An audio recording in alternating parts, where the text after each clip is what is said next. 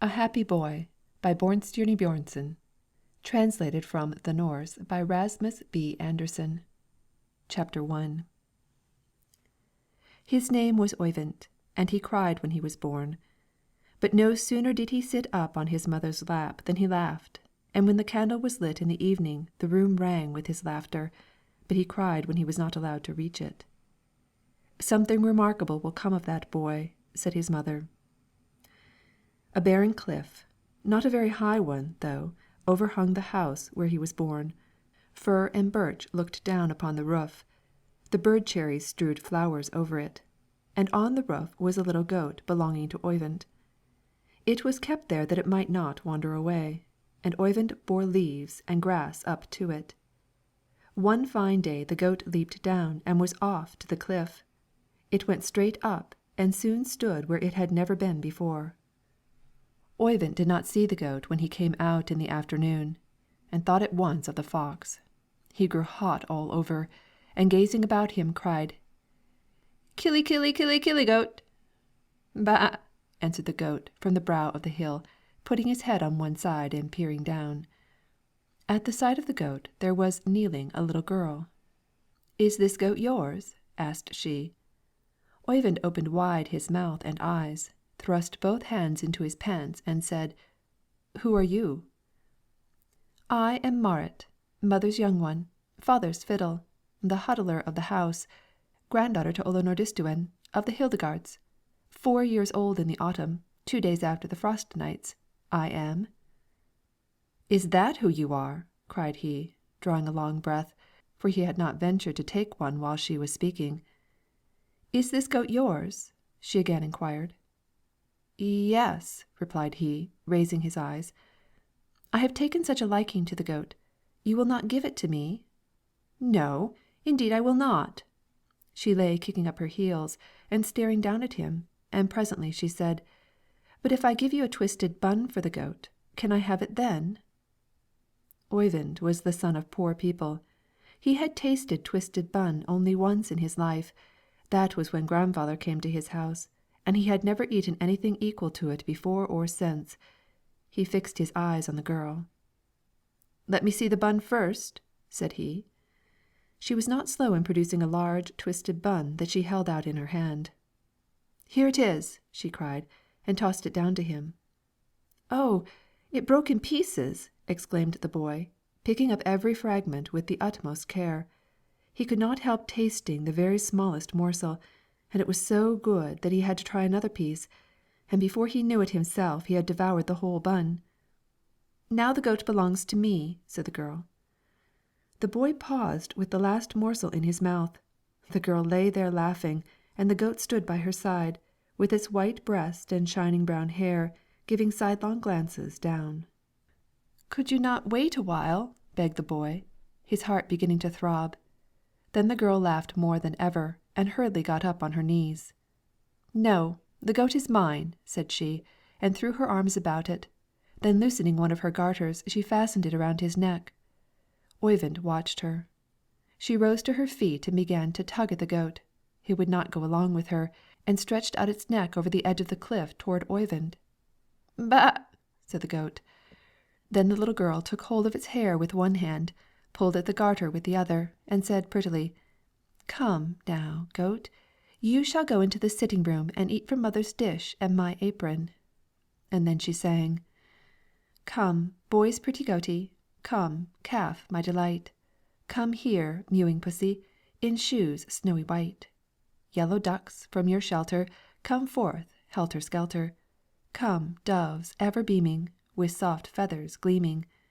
The grass is still wet, but sun 'twill soon get. Now call, though early 'tis in the summer, and autumn will be the new comer." There the boy stood. He had taken care of the goat ever since winter, when it was born, and it had never occurred to him that he could lose it. But now it was gone in an instant, and he would never see it again. The mother came trolling up from the beach, with some wooden pail she had been scouring. She saw the boy sitting on the grass, with his legs crossed under him, crying, and went to him. "What makes you cry?" "Oh, my goat, my goat!" "Why, Where is the goat?" asked his mother, glancing up at the roof. "It will never come back any more," said the boy. "Dear me, how can that be?" Oyvind would not confess at once. "Has the fox carried it off?" "Oh, I wish it were the fox." "You must have lost your senses," cried the mother. "What has become of the goat?" "Oh, oh, oh, I was so unlucky. I sold it for a twisted bun." The moment he uttered the words he realized what it was to sell the goat for a bun. He had not thought about it before. The mother said, "What do you imagine the little goat thinks of you now, since you were willing to sell it for a twisted bun?" The boy reflected upon this himself, and felt perfectly sure that he could never know happiness more in this world, nor in heaven either, he thought, afterwards. He was so overwhelmed with sorrow that he promised himself that he would never do anything wrong again, neither cut the cord of the spinning wheel, nor let the sheep loose, nor go down to the sea alone. He fell asleep lying there, and he dreamed that the goat had reached heaven. There the Lord was sitting, with a long beard, as in the Catechism, and the goat stood munching at the leaves of a shining tree, but Oyvind sat alone on the roof, and could get no higher. Then something wet was thrust right against his ear, and he started up. "Baa!" he heard, and it was the goat that had returned to him. "What, you have come back again?" With these words he sprang up, seized it by the two forelegs, and danced about with it as if it were a brother. He pulled it by the beard, and was on the point of going in to his mother with it, when he heard some one behind him, and saw the little girl sitting on the greensward beside him. Now he understood the whole thing, and he let go of the goat. "Is it you who have brought the goat?" She sat tearing up the grass with her hands, and said, "I was not allowed to keep it. Grandfather is up there waiting." While the boy stood staring at her, a sharp voice from the road above called, "Well!" Then she remembered what she had to do. She rose, walked up to Oyvind, thrust one of her dirt-covered hands into his, and, turning her face away, said, "I beg your pardon." But then courage forsook her, and, flinging herself on the goat, she burst into tears. "I believe you had better keep the goat," faltered Oyvind, looking away. "Make haste now," said her grandfather, from the hill. And Marit got up and walked, with hesitating feet, upward. "You have forgotten your garter," Oyvind shouted after her. She turned and bestowed a glance, first on the garter, then on him. Finally she formed a great resolve, and replied, in a choked voice, "You may keep it." He walked up to her, took her by the hand, and said, "I thank you." "Oh, there is nothing to thank me for," she answered, and, drawing a piteous sigh, went on. Oyvind sat down on the grass again, the goat roaming about near him, but he was no longer as happy with it as before. End of chapter 1. Chapter 2. The goat was tethered near the house, but Oyvind wandered off, with his eyes fixed on the cliff. The mother came and sat down beside him. He asked her to tell him stories about things that were far away, for now the goat was no longer enough to content him. So his mother told him how once everything could talk. The mountain talked to the brook, and the brook to the river, and the river to the sea, and the sea to the sky. He asked if the sky did not talk to anyone, and was told that it talked to the clouds, and the clouds to the trees, and the trees to the grass, and the grass to the flies, and the flies to the beasts, and the beasts to the children, but the children to grown people, and thus it continued until it had gone round in a circle, and neither knew where it had begun. Oyvind gazed at the cliff, the trees, the sea, and the sky, and he had never truly seen them before. The cat came out just then, and stretched itself out on the doorstep in the sunshine. "What does the cat say?" asked Oyvind, and pointed. The mother sang, "Evening sunshine softly is dying, on the doorstep lazy puss is lying. 2 small mice, cream so thick and nice, 4 small bits of fish I stole from a dish. Well filled am I and sleek, am very languid and meek," says the pussy. Then the cock came strutting up with all the hens. "What does the cock say?" asked Oyvind, clapping his hands. The mother sang, "Mother hen her wings now are sinking, Chanticleer on one leg stands thinking. High, indeed, you grey goose can speed, Never, surely though, she clever as a cock can be. Seek your shelter, hens, I pray, Gone is the sun to his rest for to-day," says the rooster. Two small birds sat singing on the gable. "What are the birds saying?" asked Oyvind, and laughed. "Dear Lord, how pleasant is life For those who have neither toil nor strife, Say the birds," was the answer. Thus he learned what all were saying, even to the ant crawling in the moss and the worm working in the bark. The same summer his mother undertook to teach him to read. He had had books for a long time, and wondered how it would be when they, too, should begin to talk. Now the letters were transformed into beasts and birds and all living creatures, and soon they began to move about together, two and two. A stood resting beneath a tree called B. C came and joined it. But when 3 or 4 were grouped together, they seemed to get angry with one another, and nothing would then go right. The farther he advanced, the more completely he found himself forgetting what the letters were. He longest remembered A, which he liked best. It was a little black lamb, and was on friendly terms with all the rest. But soon A, too, was forgotten. The books no longer contained stories, only lessons. Then one day his mother came in, and said to him, "To-morrow school begins again, and you are going up with me to the gard." Oyvind had heard that school was a place where many boys played together, and he had nothing against that. He was greatly pleased. He had often been to the gard, but not when there was school there, and he walked faster than his mother up the hillside, so eager was he.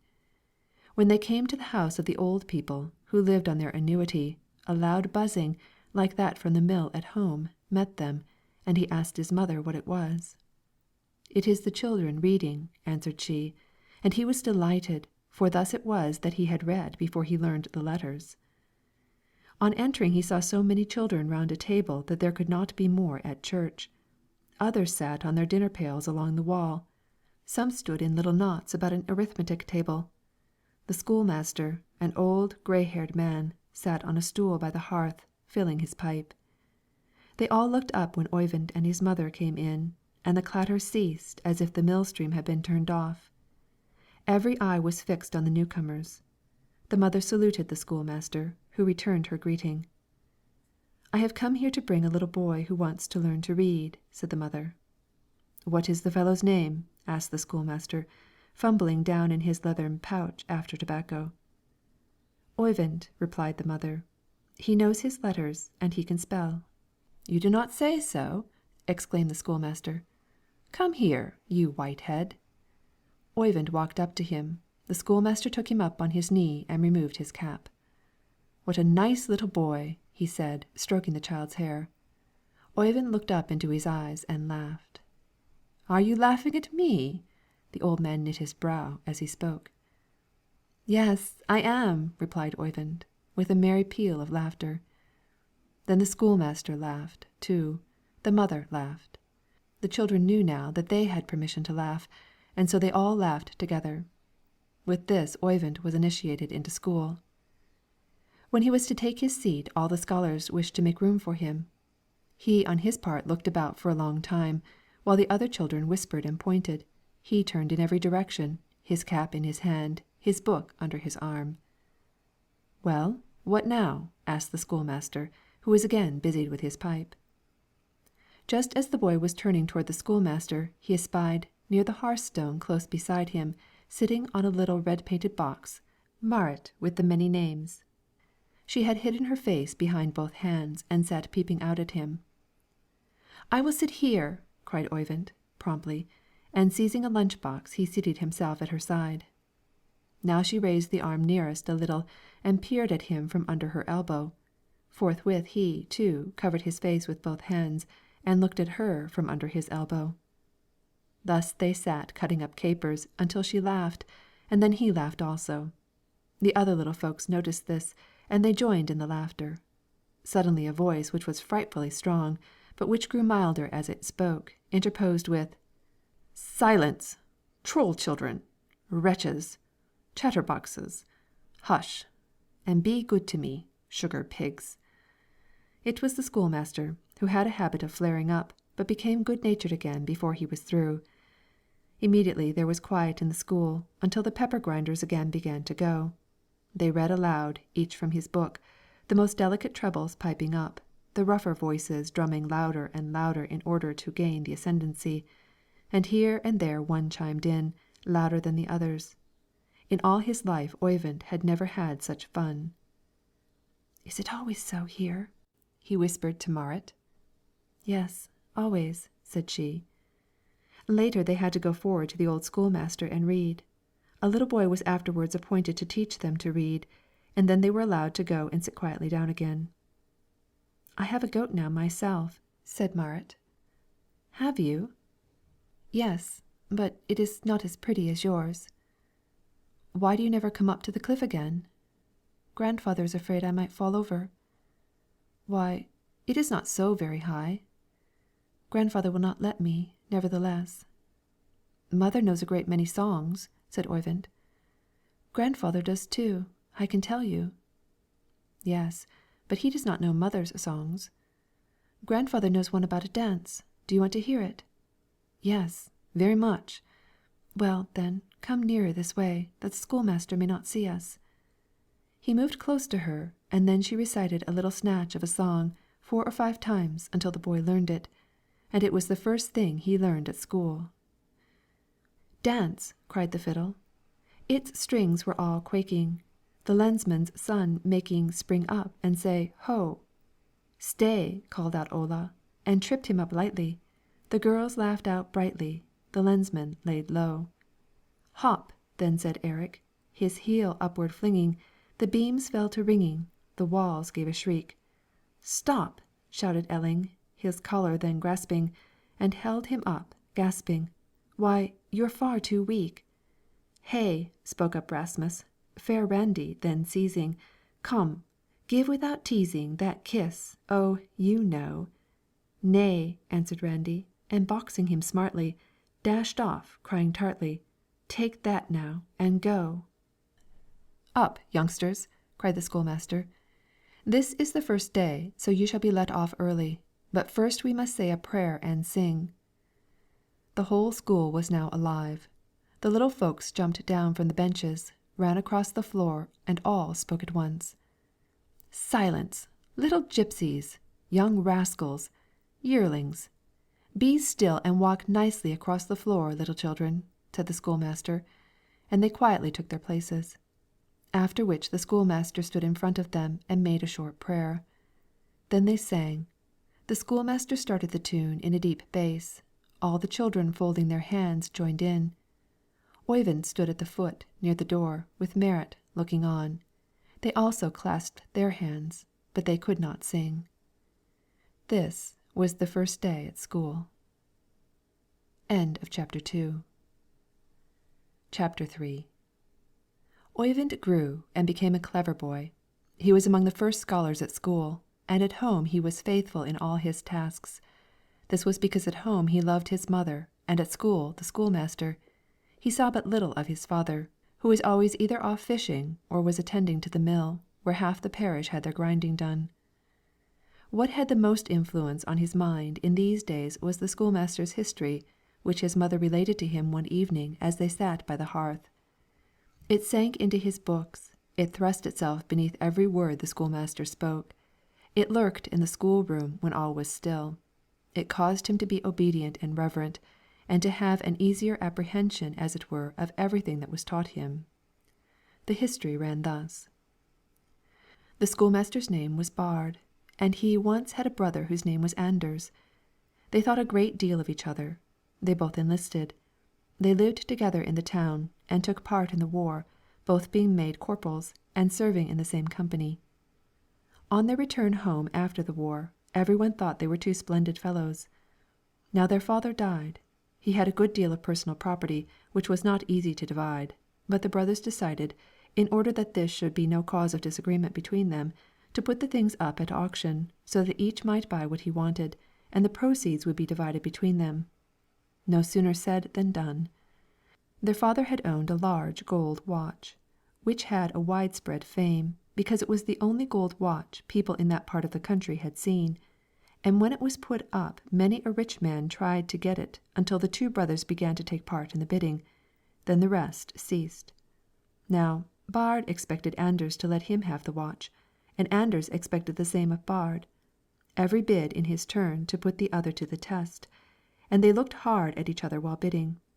When the watch had been run up to $20, it seemed to Baard that his brother was not acting rightly, and he continued to bid until he got it almost up to 30.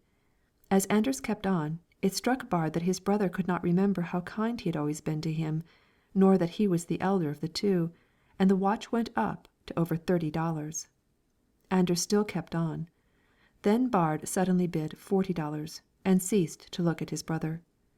It grew very still in the auction room. The voice of the lensmand one was heard calmly naming the price. Anders, standing there, thought if Baard could afford to give $40 he could also, and if Baard grudged him the watch he might as well take it. He bid higher. This Baard felt to be the greatest disgrace that had ever befallen him. He bid $50 in a very low tone. Many people stood around, and Anders did not see how his brother could so mock him in the hearing of all. He bid higher. At length Baard laughed. $100 and my brotherly affection in the bargain, said he, and turning left the room.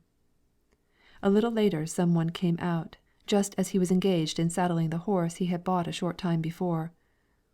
The watch is yours, said the man. Anders has withdrawn. The moment Baard heard this there passed through him a feeling of compunction. He thought of his brother and not of the watch. The horse was saddled, but Baard paused with his hand on its back, uncertain whether to ride away or no. Now many people came out, among them Anders, who when he saw his brother standing beside the saddled horse, not knowing what Baard was reflecting on, shouted out to him, "Thank you for the watch, Baard. You will not see it run the day your brother treads on your heels." "Nor the day I ride to the guard again," replied Baard, his face very white, swinging himself into the saddle. Neither of them ever again set foot in the house where they had lived with their father. A short time later, Anders married into a houseman's family, but Baard was not invited to the wedding, nor was he even at church. The first year of Anders' marriage the only cow he owned was found dead beyond the north side of the house, where it was tethered, and no one could find out what had killed it. Several misfortunes followed, and he kept going downhill. But the worst of all was when his barn, with all that it contained, burned down in the middle of the winter. No one knew how the fire had originated. "This has been done by someone who wishes me ill," said Anders, and he wept that night. He was now a poor man, and he had lost all ambition for work. The next evening Baard appeared in his room. Anders was in bed when he entered, but sprang up directly. "What do you want here?" he cried, then stood silent, staring fixedly at his brother. Baard waited a little before he answered. "I wish to offer you help, Anders. Things are going badly for you." "I am faring as you meant I should, Baard.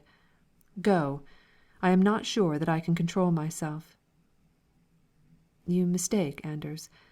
I repent." "Go, Baard, or God be merciful to us both." Baard fell back a few steps, and with quivering voice he murmured, "If you want the watch you shall have it." "Go, Baard!" shrieked the other, and Baard left, not daring to linger longer. Now, with Baard it had been as follows. As soon as he had heard of his brother's misfortunes, his heart melted, but pride held him back. He felt impelled to go to church, and there he made good resolves, but he was not able to carry them out. Often he got far enough to see Anders' house, but now some one came out of the door. Now there was a stranger there. Again Anders was outside chopping wood, so there was always something in the way. But one Sunday, late in the winter, he went to church again, and Anders was there too. Baard saw him. He had grown pale and thin. He wore the same clothes as in former days when the brothers were constant companions, but now they were old and patched. During the sermon Anders kept his eyes fixed on the priest, and Baard thought he looked good and kind. He remembered their childhood and what a good boy Anders had been.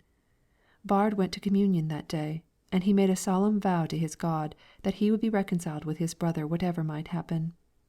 This determination passed through his soul while he was drinking the wine, and when he rose he wanted to go right to him and sit down beside him, but someone was in the way, and Anders did not look up.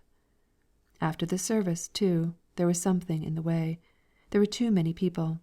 Anders' wife was walking at his side, and Baard was not acquainted with her. He concluded that it would be best to go to his brother's house and have a serious talk with him. When evening came he set forth. He went straight to the sitting room and listened. Then he heard his name spoken. It was by the wife. "He took the sacrament to-day," said she. "He surely thought of you." "No, he did not think of me," said Anders. "I know him. He only thinks of himself." For a long time there was silence. The sweat poured from Baard as he stood there, although it was a cold evening. The wife inside was busied with a kettle that crackled and hissed on the hearth. A little infant cried now and then, and Anders rocked it. At last the wife spoke these few words. "I believe you both think of each other without being willing to admit it." "Let us talk of something else," replied Anders. After a while he got up and moved towards the door.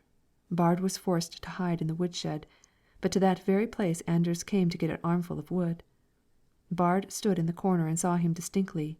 He had put off his threadbare Sunday clothes and wore the uniform he had brought home with him from the war, the match to Baard's, and which he had promised his brother never to touch but to leave for an heirloom, Baard having given him a similar promise. Anders' uniform was now patched and worn. His strong, well-built frame was encased, as it were, in a bundle of rags, and, at the same time, Baard heard the gold watch ticking in his own pocket. Anders walked to where the faggots lay. Instead of stooping at once to pick them up, he paused, leaned back against the woodpile, and gazed up at the sky, which glittered brightly with stars. Then he drew a sigh and muttered, "Yes, yes, yes, O Lord, O Lord." As long as Baard lived he heard these words. He wanted to step forward, but just then his brother coughed, and it seemed so difficult, more was not required to hold him back. Anders took up his armful of wood and brushed past Baard, coming so close to him that the twigs struck his face, making it smart. For fully 10 minutes he stood as if riveted to the spot, and it is doubtful when he would have left, had he not, after his great emotion, been seized with a shivering fit that shook him through and through. Then he moved away. He frankly confessed to himself that he was too cowardly to go in, and so he formed a new plan. From an ash box which stood in the corner he had just left, he took some bits of charcoal, found a resinous pine splint, went up to the barn, closed the door, and struck a light.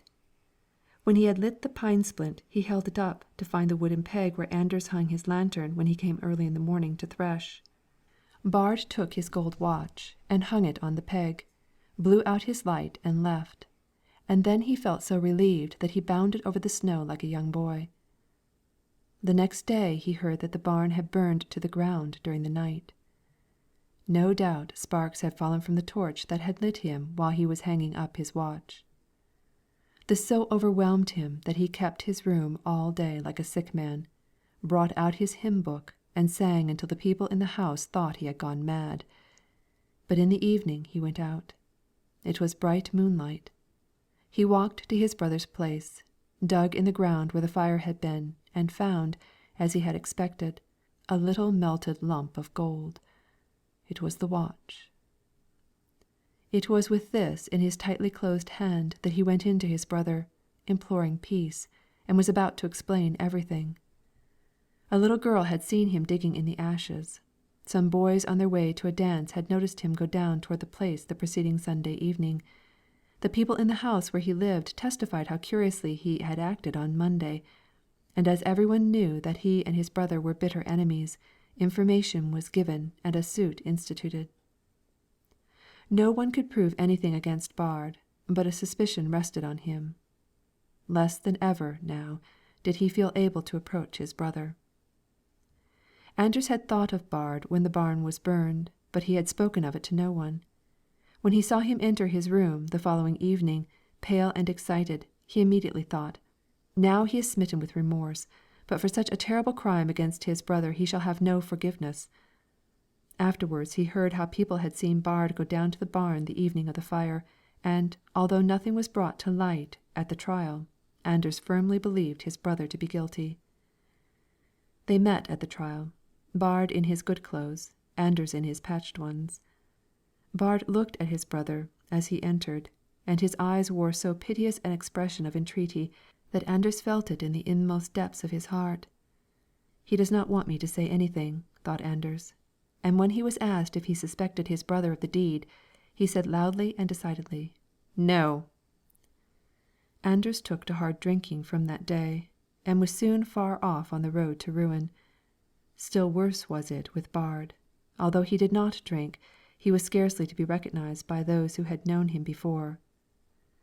Late one evening a poor woman entered the little room Baard rented, and begged him to accompany her a short distance. He knew her. It was his brother's wife. Baard understood forthwith what her errand was. He grew deathly pale, dressed himself, and went with her without a word. There was a glimmer of light from Anders' window. It twinkled and disappeared, and they were guided by this light, for there was no path across the snow. When Baard stood once more in the passage, a strange odour met him which made him feel ill. They entered. A little child stood by the fireplace, eating charcoal. Its whole face was black, but as it looked up and laughed it displayed white teeth. It was the brother's child. There on the bed, with a heap of clothes thrown over him, lay Anders, emaciated, with smooth, high forehead, and with his hollow eyes fixed on his brother. Baard's knees trembled. He sat down at the foot of the bed, and burst into a violent fit of weeping. The sick man looked at him intently, and said nothing. At length he asked his wife to go out, but Baard made a sign for her to remain. And now these two brothers began to talk together. They accounted for everything, from the day they had bid for the watch up to the present moment. Baard concluded by producing the lump of gold he always carried about him, and it now became manifest to the brothers that in all these years neither had known a happy day. Anders did not say much, for he was not able to do so, but Baard watched by his bed as long as he was ill. "Now I am perfectly well," said Anders, one morning on waking. "Now, my brother, we will live together, and never leave each other, just as in the old days." But that day he died. Baard took charge of the wife and the child, and they fared well from that time. What the brothers had talked of together by the bed burst through the walls and the night, and was soon known to all the people in the parish, and Baard became the most respected man among them. He was honoured as one who had known great sorrow and found happiness again, or as one who had been absent for a very long time. Baard grew inwardly strong through all this friendliness about him. He became a truly pious man, and wanted to be useful, he said, and so the old corporal took to teaching school. What he impressed upon the children, first and last, was love, and he practised it himself, so that the children clung to him as to a playmate and father in one. Such was the history of the schoolmaster, and so deeply did it root itself in Oyvind's mind that it became both religion and education for him. The schoolmaster grew to be almost a supernatural being in his eyes, although he sat there so sociably, grumbling at the scholars. Not to know every lesson for him was impossible, and if Oyvind got a smile or a pat on his head after he had recited, he felt warm and happy for a whole day. It always made the deepest impression on the children when the old schoolmaster sometimes before singing made a little speech to them, and at least once a week read aloud some verses about loving one's neighbour. When he read the first of those verses, his voice always trembled, although he had been reading it now some 20 or 30 years. It ran thus: "Love thy neighbour with Christian zeal, crush him not with an iron heel. Though he in dust be prostrated, love's all-powerful, quickening hand guides for ever with magic wand all that is created." But when he had recited the whole poem, and had paused a little, he would cry, and his eyes would twinkle. "Up, small Trolls, and go nicely home without any noise. Go quietly, that I may only hear good of you, little toddlers."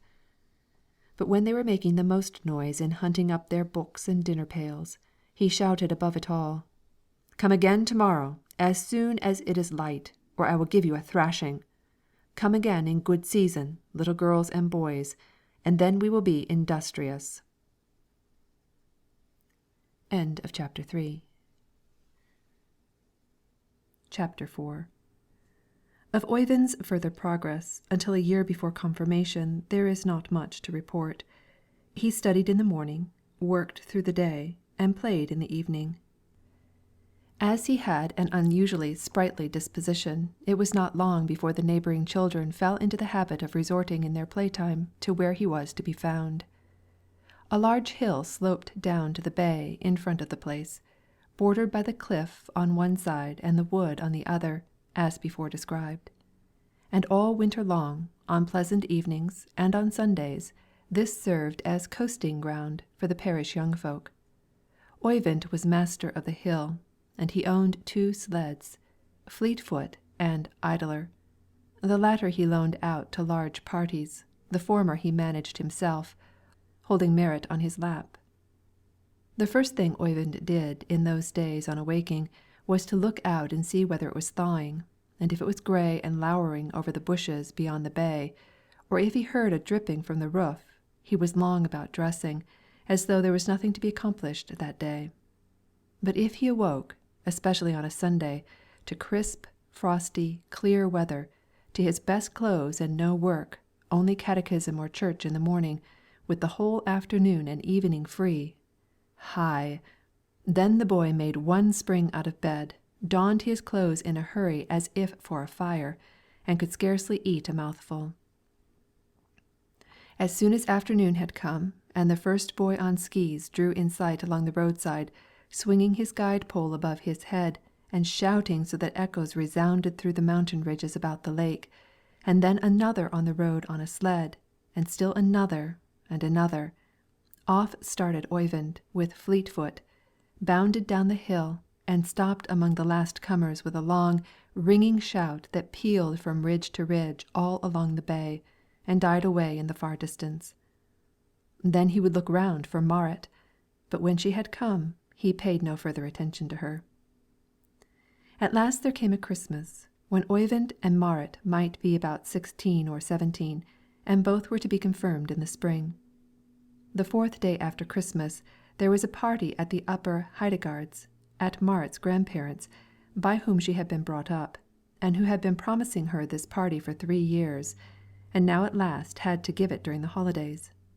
Oyvind was invited to it. It was a somewhat cloudy evening, but not cold. No stars could be seen. The next day must surely bring rain. There blew a sweepy wind over the snow, which was swept away here and there on the white Heidefields. Elsewhere it had drifted. Along the part of the road where there was but little snow were smooth sheets of ice of a blue-black hue, lying between the snow and the bare field, and glittering in patches as far as the eye could reach. Along the mountain sides there had been avalanches. It was dark and bare in their track, but on either side light and snow-clad, except where the forest birch trees put their heads together and made dark shadows. No water was visible, but half-naked heaths and bogs lay under the deeply fissured, melancholy mountains. Guards were spread in thick clusters in the centre of the plain. In the gloom of the winter evening they resembled black clumps, from which light shot out over the fields, now from one window, now from another. From these lights it might be judged that those within were busy.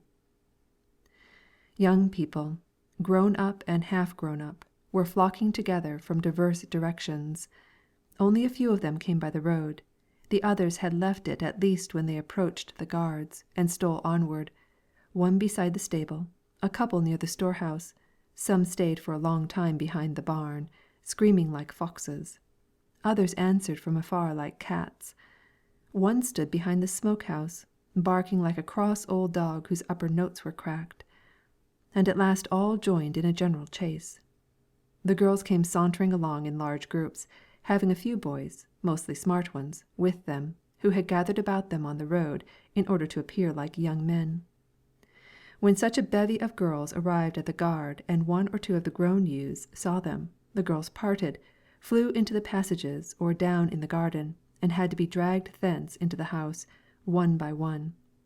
Some were so excessively bashful that Marit had to be sent for, and then she came out and insisted upon their entering. Sometimes, too, there appeared one who had no invitation, and who had by no means intended to go in, coming only to look on, until perhaps she might have a chance just to take one single dance. Those whom Marit liked well she invited into a small chamber, where her grandfather sat smoking his pipe, and her grandmother was walking about. The old people offered them something to drink and spoke kindly to them. Oyvind was not among those invited in, and this seemed to him rather strange. The best fiddler of the parish could not come until later, so meanwhile they had to content themselves with the old one, a houseman, who went by the name of Grey Knut. He knew 4 dances, as follows: 2 spring dances, a halling, and an old dance, called the Napoleon waltz. But gradually he had been compelled to transform the halling into a schottische by altering the accent, and in the same manner a spring dance had to become a polka mazurka. He now struck up and the dancing began. Oyvind did not dare join in at once, for there were too many grown folk here, but the half grown up ones soon united, thrust one another forward, drank a little strong ale to strengthen their courage, and then Oyvind came forward with them. The room grew warm to them, merriment and ale mounted to their heads. Marit was on the floor most of the time that evening, no doubt because the party was at her grandparents', and this led Oyvind to look frequently at her, but she was always dancing with others. He longed to dance with her himself, and so he sat through one dance, in order to be able to hasten to her side the moment it was ended, and he did so, but a tall, swarthy fellow, with thick hair, threw himself in his way. "Back, youngster!" he shouted, and gave Oyvind a push that nearly made him fall backwards over Marit. Never before had such a thing occurred to Oyvind. Never had any one been otherwise than kind to him. Never had he been called youngster when he wanted to take part. He blushed crimson, but said nothing, and drew back to the place where the new fiddler, who had just arrived, had taken his seat and was tuning his instrument. There was silence in the crowd. Every one was waiting to hear the first vigorous tones from the chief fiddler. He tried his instrument and kept on tuning. This lasted a long time, but finally he began with a spring dance. The boys shouted and leaped, couple after couple coming into the circle. Oyvind watched Marit dancing with the thick-haired man. She laughed over the man's shoulder, and her white teeth glistened. Oyvind felt a strange, sharp pain in his heart for the first time in his life. He looked longer and longer at her, but however it might be, it seemed to him that Marit was now a young maiden. It cannot be so, though, thought he, for she still takes part with the rest of us in our coasting. But grown up she was, nevertheless, and after the dance was ended, the dark-haired man pulled her down on his lap. She tore herself away, but still she sat down beside him. Oyvind's eyes turned to the man, who wore a fine blue broadcloth suit, blue checkered shirt, and soft silk neckerchief. He had a small face, vigorous blue eyes, and a laughing, defiant mouth. He was handsome. Oyvind looked more and more intently, finally scanning himself also. He had had new trousers for Christmas, which he had taken much delight in, but now he saw that they were only grey wadmal. His jacket was of the same material, but old and dark. His vest of checked homespun was also old, and had 2 bright buttons and a black one. He glanced around him, and it seemed to him that very few were so poorly clad as he. Marit wore a black, close-fitting dress of a fine material, a silver brooch in her neckerchief, and had a folded silk handkerchief in her hand. On the back of her head was perched a little black silk cap, which was tied under the chin with a broad, striped silk ribbon. She was fair and had rosy cheeks, and she was laughing. The man was talking to her and was laughing too. The fiddler started another tune, and the dancing was about to begin again. A comrade came and sat down beside Oyvind. "Why are you not dancing, Oyvind?" he asked pleasantly. "Dear me," said Oyvind, "I do not look fit." "Do not look fit?" asked his comrade, but before he could say more, Oyvind inquired, "Who is that in the blue broadcloth suit, dancing with Marit?" "That is Jon Hatlen, who has been away so long at an agricultural school, and now is to take the Guard." At that moment Marit and Jon sat down. "Who is that boy with the light hair sitting yonder by the fiddler, staring at me?" asked Jon. Then Marit laughed and said, "He is the son of the houseman at Pladsen." Oyvind had always known that he was a houseman's son, but until now he had never realized it. It made him feel so very little, smaller than all the rest. In order to keep up he had to try and think of all that hitherto had made him happy and proud, from the coasting hill to each kind word. He thought, too, of his mother and his father, who were now sitting at home and thinking that he was having a good time, and he could scarcely hold back his tears. Around him all were laughing and joking. The fiddle rang right into his ear. It was a moment in which something black seemed to rise up before him. But then he remembered the school with all his companions, and the schoolmaster who patted him, and the priest who at the last examination had given him a book and told him he was a clever boy. His father himself had sat by listening and had smiled on him. "Be good now, dear Oyvind," he thought he heard the schoolmaster say, taking him on his lap, as when he was a child. "Dear me, it all matters so little, and in fact all people are kind, it merely seems as if they were not. We too will be clever, Oyvind, just as clever as Jon Hatlen. We shall yet have good clothes, and dance with Marit in a light room, with 100 people in it.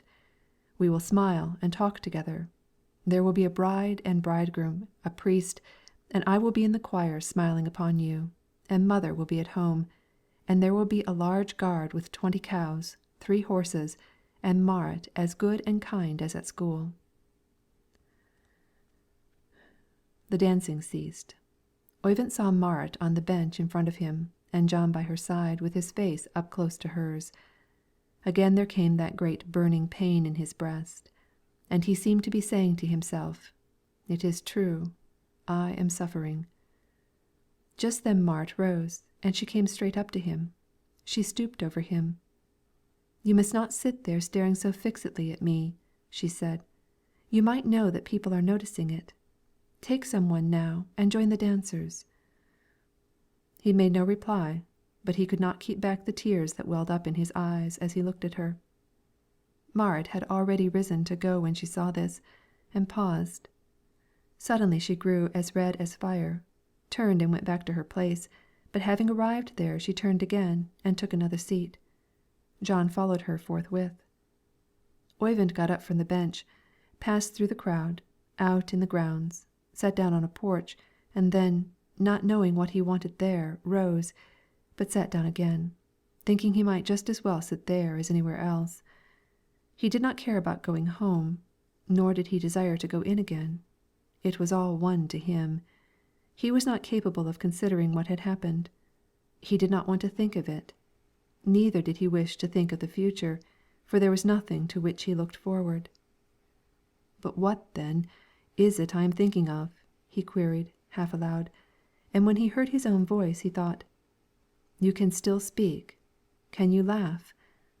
And he tried it. Yes, he could laugh, and so he laughed loud, still louder, and then it occurred to him that it was very amusing to be sitting laughing here all by himself, and he laughed again. But Hans, the comrade who had been sitting beside him, came out after him. "Good gracious, what are you laughing at?" he asked, pausing in front of the porch. At this Oyvind was silent. Hans remained standing, as if waiting to see what further might happen. Oyvind got up, looked cautiously about him, and then said in a low tone, "Now, Hans, I will tell you why I have been so happy before. It was because I did not really love any one. From the day we love someone, we cease to be happy." And he burst into tears. "Oyvind!" a voice whispered out in the court. "Oyvind!" He paused and listened. "Oyvind!" was repeated once more, a little louder. It must be she, he thought. "Yes," he answered, also in a whisper, and hastily wiping his eyes, he came forward. A woman stole softly across the yard. "Are you there?" she asked. "Yes," he answered, standing still. "Who is with you?" "Hans." But Hans wanted to go. "No, no," besought Oyvind. She slowly drew near them, and it was Marit. "You left so soon," said she to Oyvind. He knew not what to reply. Thereupon Marit, too, became embarrassed, and all three were silent. But Hans gradually managed to steal away. The two remained behind, neither looking at each other nor stirring. Finally Marit whispered, "I have been keeping some Christmas goodies in my pocket for you, Oyvind, the whole evening, but I have had no chance to give them to you before." She drew forth some apples, a slice of cake from town, and a little half-pint bottle, which she thrust into his hand and said he might keep. Oyvind took them. "Thank you," said he, holding out his hand. Hers was warm, and he dropped it at once as if it had burned him. "You have danced a good deal this evening," he murmured. "Yes, I have," she replied. "But you have not danced much," she added. "I have not," he rejoined. "Why did you not dance?" "Oh, Oyvind!" "Yes." "Why did you sit looking at me so?" "Oh, Marit!" "What?" "Why did you dislike having me look at you?" "There were so many people." "You danced a great deal with John Halton this evening." "I did." "He dances well." "Do you think so?" "Oh, yes. I do not know how it is, but this evening I could not bear to have you dance with him, Marit." He turned away. It had cost him something to say this. "I do not understand you, Oyvind." "Nor do I understand myself. It is very stupid of me. Good bye, Marit. I will go now."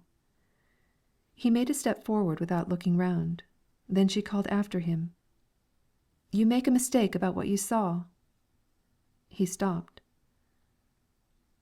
"That you have already become a maiden is no mistake." He did not say what she had expected, therefore she was silent. But at that moment she saw the light from a pipe right in front of her. It was her grandfather, who had just turned the corner and was coming that way. He stood still. "Is it here you are, Marit?" "Yes." "With whom are you talking?" "With Oyvind." "Whom did you say?" "Oyvind Pladsen." "Oh, the son of the houseman at Pladsen. Come at once and go in with me." End of chapter 4. Chapter 5. The next morning, when Oyvind opened his eyes, it was from a long, refreshing sleep and happy dreams. Marit had been lying on the cliff, throwing leaves down on him. He had caught them and tossed them back again, so they had gone up and down on 1,000 colors and forms. The sun was shining, and the whole cliff glittered beneath its rays. On awakening, Oyvind looked around to find them all gone. Then he remembered the day before, and the burning, cruel pain in his heart began at once. "This I shall never be rid of again," thought he, and there came over him a feeling of indifference, as though his whole future had dropped away from him. "Why, you have slept a long time," said his mother, who sat beside him spinning. "Get up now and eat your breakfast. Your father is already in the forest cutting wood." Her voice seemed to help him. He rose with a little more courage. His mother was no doubt thinking of her own dancing days, for she sat singing to the sound of the spinning wheel, while he dressed himself and ate his breakfast. Her humming finally made him rise from the table and go to the window. The same dullness and depression he had felt before took possession of him now, and he was forced to rouse himself and think of work. The weather had changed. There had come a little frost into the air, so that what yesterday had threatened to fall in rain, to-day came down as sleet. Oyvind put on his snow socks, a fur cap, his sailor's jacket and mittens, said farewell and started off, with his axe on his shoulder. Snow fell slowly, in great, wet flakes. He toiled up over the coasting hill, in order to turn into the forest on the left. Never before, winter or summer, had he climbed this hill without recalling something that made him happy, or to which he was looking forward. Now it was a dull, weary walk. He slipped in the damp snow. His knees were stiff, either from the party yesterday or from his low spirits. He felt that it was all over with the coasting hill for that year, and with it for ever. He longed for something different as he threaded his way in among the tree trunks where the snow fell softly. A frightened ptarmigan screamed and fluttered a few yards away, but everything else stood as if awaiting a word which was never spoken. But what his aspirations were, he did not distinctly know. Only they concerned nothing at home, nothing abroad, neither pleasure nor work, but rather something far above, soaring upward like a song. Soon all became concentrated in one defined desire, and this was to be confirmed in the spring, and on that occasion to be number one. His heart beat wildly as he thought of it, and before he could yet hear his father's axe in the quivering little trees, this wish throbbed within him with more intensity than anything he had known in all his life. His father, as usual, did not have much to say to him. They chopped away together, and both dragged the wood into heaps. Now and then they chanced to meet, and on one such occasion Oyvind remarked, in a melancholy tone, "A houseman has to work very hard." "He as well as others," said the father, as he spit in the palm of his hand and took up his axe again. When the tree was felled, and the father had drawn it up to the pile, Oyvind said, "If you were a guardman, you would not have to work so hard." "Oh, then there would doubtless be other things to distress us," and he grasped his axe with both hands. The mother came up with dinner for them. They sat down. The mother was in high spirits. She sat humming and beating time with her feet. "What are you going to make of yourself when you are grown up, Oyvind?" she said suddenly. "For a houseman's son there are not many openings," he replied. "The schoolmaster says you must go to the seminary," said she. "Can people go there free?" inquired Oyvind. "The school fund pays," answered the father, who was eating. "Would you like to go?" asked the mother. "I should like to learn something, but not to become a schoolmaster." They were all silent for a time. The mother hummed again and gazed before her, but Oyvind went off and sat down by himself. "We do not actually need to borrow of the school fund," said the mother, when the boy was gone. Her husband looked at her. "Such poor folks as we? It does not please me, Thor, to have you always passing yourself off for poor when you are not so." They both stole glances down after the boy to find out if he could hear. The father looked sharply at his wife. "You talk as though you were very wise." She laughed. "It is just the same as not thanking God that things have prospered with us," she said, growing serious. "We can surely thank Him without wearing silver buttons," observed the father. "Yes, but to let Oyvind go to the dance, dressed as he was yesterday, is not thanking Him either." "Oyvind is a houseman's son." "There is no reason why he should not wear suitable clothes when we can afford it." "Talk about it so he can hear it himself." "He does not hear it, but I should like to have him do so," said she, and looked bravely at her husband, who was gloomy, and laid down his spoon to take his pipe. "Such a poor houseman's place as we have," said he. "I have to laugh at you, always thinking about the place, as you are. Why do you never speak of the mills?" "Oh, you and the mills! I believe you cannot bear to hear them go." "Yes, I can, thank God. Might they but go night and day!" "They have stood still now, since before Christmas." "Folks do not grind here about Christmas time." "They grind when there is water; but since there has been a mill at New Stream, we have fared badly here." "The schoolmaster did not say so to day." "I shall get a more discreet fellow than the schoolmaster to manage our money." "Yes, he ought least of all to talk with your own wife." Thore made no reply to this. He had just lit his pipe, and now, leaning up against a bundle of faggots, he let his eyes wander, first from his wife, then from his son, and fix them on an old crow's nest which hung, half overturned, from a fir branch above.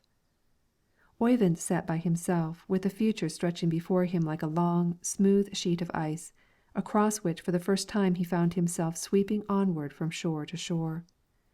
That poverty hemmed him in on every side, he felt, but for that reason his whole mind was bent on breaking through it.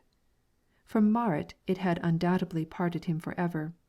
He regarded her as half engaged to John Halton, but he had determined to vie with him and her through the entire race of life, never again to be rebuffed as he had been yesterday, and in view of this to keep out of the way until he made something of himself, and then, with the aid of Almighty God, to continue to be something, occupied all his thoughts, and there arose within his soul not a single doubt of his success. He had a dim idea that through study he would get on best; to what goal it would lead him he must consider later. There was coasting in the evening. The children came to the hill, but Oyvind was not with them. He sat reading by the fireplace, feeling that he had not a moment to lose. The children waited a long time. At length, one and another became impatient, approached the house, and laying their faces against the window pane shouted in. But Oyvind pretended not to hear them. Others came, and evening after evening they lingered about outside in great surprise, but Oyvind turned his back to them and went on reading, striving faithfully to gather the meaning of the words. Afterwards he heard that Marit was not there either. He read with a diligence which even his father was forced to say went too far. He became grave. His face, which had been so round and soft, grew thinner and sharper, his eye more stern. He rarely sang, and never played. The right time never seemed to come. When the temptation to do so beset him, he felt as if some one whispered, "Later, later," and always later. The children slid, shouted, and laughed a while as of old, but when they failed to entice him out either through his own love of coasting or by shouting to him with their faces pressed against the window pane, they gradually fell away, found other playgrounds, and soon the hill was deserted. But the schoolmaster soon noticed that this was not the old Oyvind who read because it was his turn, and played because it was a necessity. He often talked with him, coaxed and admonished him, but he did not succeed in finding his way to the boy's heart so easily as in the days of old. He spoke also with the parents, the result of the conference being that he came down one Sunday evening, late in the winter, and said, after he had sat a while, "Come now, Oyvind, let us go out. I want to have a talk with you." Oyvind put on his things and went with him. They wended their way up toward the Hildegards. A brisk conversation was kept up, but about nothing in particular. Then when they drew near the guards, the schoolmaster turned aside in the direction of one that lay in the centre, and when they had advanced a little farther, shouting and merriment met them. "What is going on here?" asked Oyvind. "There is a dance here," said the schoolmaster. "Shall we not go in?" "No." "Will you not take part in a dance, boy?" "No, not yet." "Not yet? When, then?" Oyvind did not answer. "What do you mean by 'yet'?" As the youth did not answer, the schoolmaster said, "Come, now, no such nonsense." "No, I will not go." He was very decided, and at the same time agitated. The idea of your own schoolmaster standing here and begging you to go to a dance. There was a long pause. "Is there any one in there whom you are afraid to see?" I am sure I cannot tell who may be in there." "But is there likely to be any one?" Oyvind was silent. Then the schoolmaster walked straight up to him, and laying his hand on his shoulder, said, "Are you afraid to see Marit?" Oyvind looked down. His breathing became heavy and quick. "Tell me, Oyvind, my boy." Oyvind made no reply. "You are perhaps ashamed to confess it since you are not yet confirmed, but tell me, nevertheless, my dear Oyvind, and you shall not regret it." Oyvind raised his eyes but could not speak the word, and let his gaze wander away. "You are not happy either of late. Does she care more for any one else than for you?" Oyvind was still silent, and the schoolmaster, feeling slightly hurt, turned away from him. They retraced their steps. After they had walked a long distance, the schoolmaster paused long enough for Oyvind to come up to his side. "I presume you are very anxious to be confirmed," said he. "Yes." "What do you think of doing afterwards?" "I should like to go to the seminary." "And then become a schoolmaster?" "No." "You do not think that is great enough?" Oyvind made no reply. Again they walked on for some distance. "When you have been through the seminary, what will you do?" "I have not fairly considered that." "If you had money, I dare say you would like to buy yourself a gard?" "Yes, but keep the mills." "Then you had better enter the agricultural school." "Do pupils learn as much there as at the seminary?" "Oh, no, but they learn what can be made use of later." "Do they get numbers there too?" "Why do you ask?" "I should like to be a good scholar." "That you can surely be without a number." They walked on in silence again until they saw Pladsen. A light shone from the house, the cliff hanging over it was black now in the winter evening, the lake below was covered with smooth glittering ice, but there was no snow on the forest skirting the silent bay. The moon sailed overhead, mirroring the forest trees in the ice. "It is beautiful here at Pladsen," said the schoolmaster. There were times when Oyvind could see these things with the same eyes with which he looked when his mother told him nursery tales, or with the vision he had had when he coasted on the hillside, and this was one of those times. All lay exalted and purified before him. "Yes, it is beautiful," said he, but he sighed. "Your father has found everything he wanted in this home. You, too, might be contented here." The joyous aspect of the spot suddenly disappeared. The schoolmaster stood as if awaiting an answer. Receiving none, he shook his head and entered the house with Oyvind. He sat a while with the family, but was rather silent than talkative, whereupon the others too became silent. When he took his leave, both husband and wife followed him outside of the door. It seemed as if both expected him to say something. Meanwhile they stood gazing up into the night. "It has grown so unusually quiet here," finally said the mother, "since the children have gone away with their sports."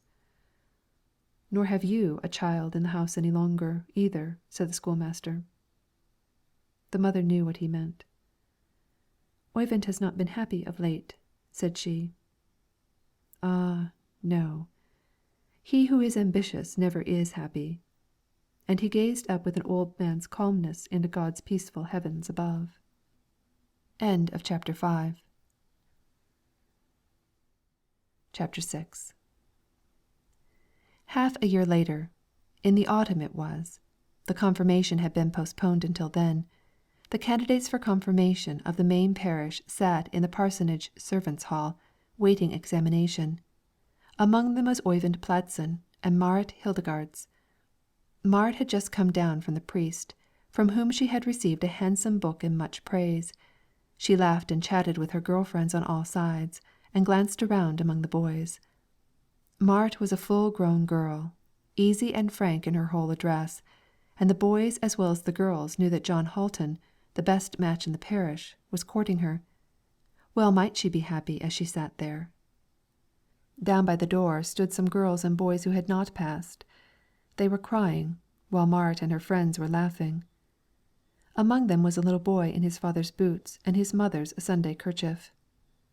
"Oh dear, "Oh dear," sobbed he, "I dare not go home again." And this overcame those who had not yet been up with the power of sympathy. There was a universal silence. Anxiety filled their throats and eyes. They could not see distinctly, neither could they swallow, and this they felt a continual desire to do. One sat reckoning over how much he knew, and although but a few hours before he had discovered that he knew everything, now he found out just as confidently that he knew nothing, not even how to read in a book. Another summed up the list of his sins, from the time he was large enough to remember until now, and he decided that it would not be at all remarkable if the Lord decreed that he should be rejected. A third sat taking note of all things about him. If the clock which was about to strike did not make its first stroke before he could count 20, he would pass. If the person he heard in the passage proved to be the guard boy Lars, he would pass. If the great raindrop, working its way down over the pane, came as far as the moulding of the window, he would pass.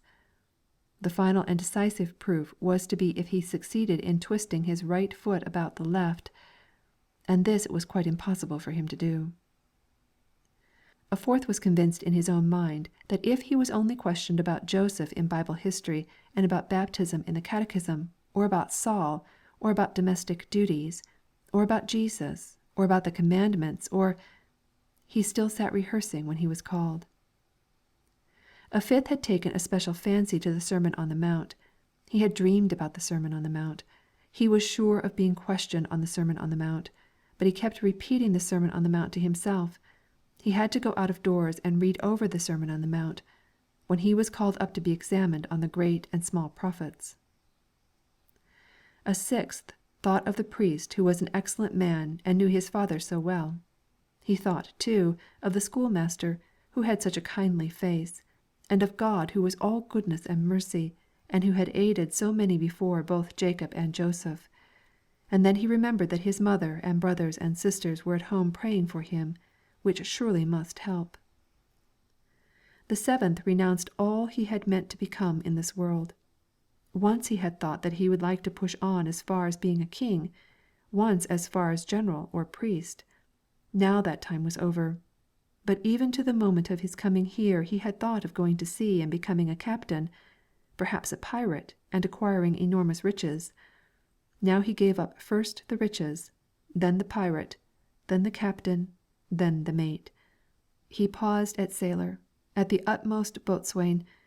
Indeed, it was possible that he would not go to sea at all, but would take a houseman's place on his father's guard. The eighth was more hopeful about his case, but not certain, for even the aptest scholar was not certain. He thought of the clothes he was to be confirmed in, wondering what they would be used for if he did not pass. But if he passed he was going to town to get a broadcloth suit, and coming home again to dance at Christmas to the envy of all the boys and the astonishment of all the girls. The ninth reckoned otherwise. He prepared a little account book with the Lord, in which he set down on one side, as it were, debit, he must let me pass, and on the other, credit, then I will never tell any more lies, never tittle-tattle any more, always go to church, let the girls alone, and break myself of swearing. The 10th, however, thought that if Ole Hansen had passed last year, it would be more than unjust if he who had always done better at school, and, moreover, came of a better family, did not get through this year. By his side sat the 11th, who was wrestling with the most alarming plans of revenge in the event of his not being passed, either to burn down the schoolhouse, or to run away from the parish, and come back again as the denouncing judge of the priest and the whole school commission, but magnanimously allow mercy to take the place of justice. To begin with, he would take service at the house of the priest of the neighbouring parish, and there stand number 1 next year, and answer so that the whole church would marvel. But the 12th sat alone under the clock, with both hands in his pockets, and looked mournfully out over the assemblage. No one here knew what a burden he bore, what a responsibility he had assumed. At home there was no one who knew, for he was betrothed. A large, long-legged spider was crawling over the floor and drew near his foot. He was in the habit of treading on this loathsome insect, but to-day he tenderly raised his foot that it might go in peace whither it would. His voice was as gentle as a collect. His eyes said incessantly that all men were good. His hands made a humble movement out of his pockets up to his hair to stroke it down more smoothly. If he could only glide gently through this dangerous needle's eye, he would doubtless grow out again on the other side, chew tobacco, and announce his engagement. And down on a low stool, with his legs drawn up under him, sat the anxious 13th.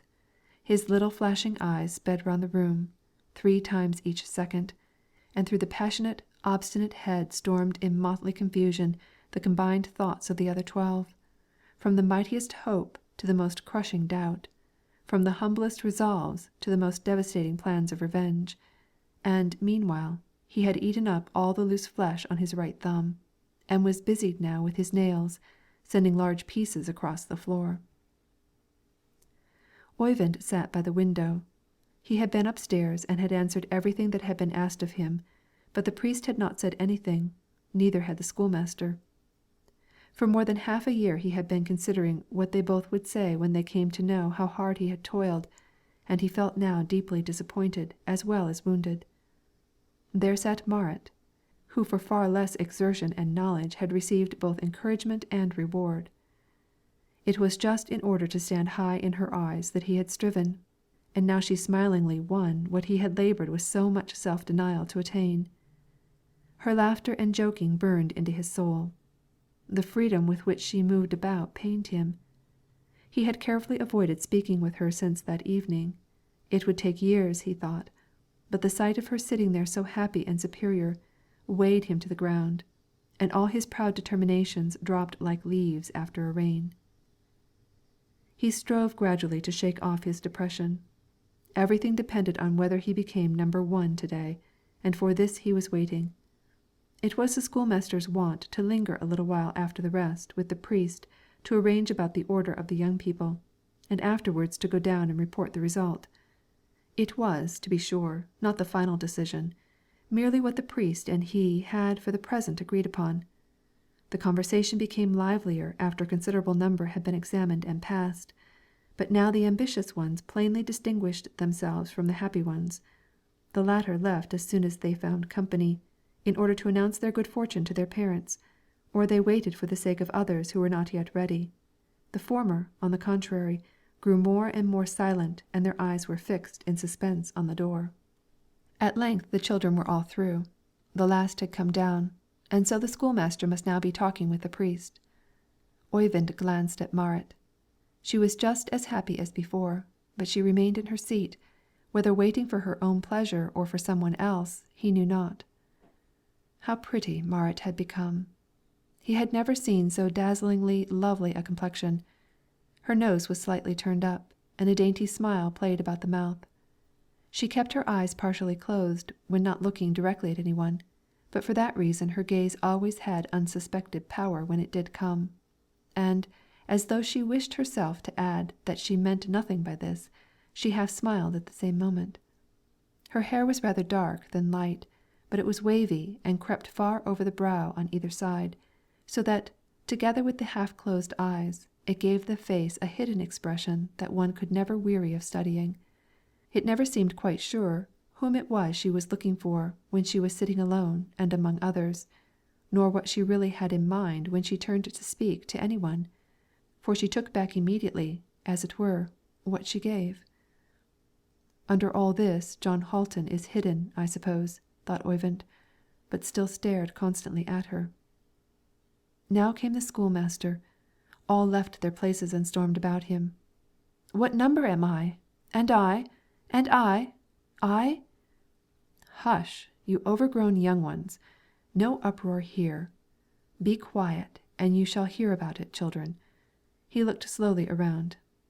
"You are number 2," said he to a boy with blue eyes, who was gazing up at him most beseechingly, and the boy danced out of the circle. "You are number 3." He tapped a red-haired, active little fellow, who stood tugging at his jacket. "You are number 5. You number 8," and so on. Here he caught sight of Marit. "You are number 1 of the girls." She blushed crimson over her face and neck, but tried to smile. "You are number 12. You have been lazy, you rogue, and full of mischief. You, number 11, nothing better to be expected, my boy. You, number 13, must study hard and come to the next examination, or it will go badly with you." Oyvind could bear it no longer. Number 1, to be sure, had not been mentioned, but he had been standing all the time, so that the schoolmaster could see him. "Schoolmaster!" He did not hear. "Schoolmaster!" Oyvind had to repeat this 3 times before it was heard. At last the schoolmaster looked at him. "Number 9 or 10, I do not remember which," he said, and turned to another. "Who is number 1, then?" inquired Hans, who was Oyvind's best friend. "It is not you, curly head," said the schoolmaster, rapping him over the hand with a roll of paper. "Who is it, then?" asked the others. "Who is it? Yes, who is it?" "He will find out who has the number," replied the schoolmaster, sternly. He would have no more questions. "Now go home nicely, children. Give thanks to your God and gladden your parents.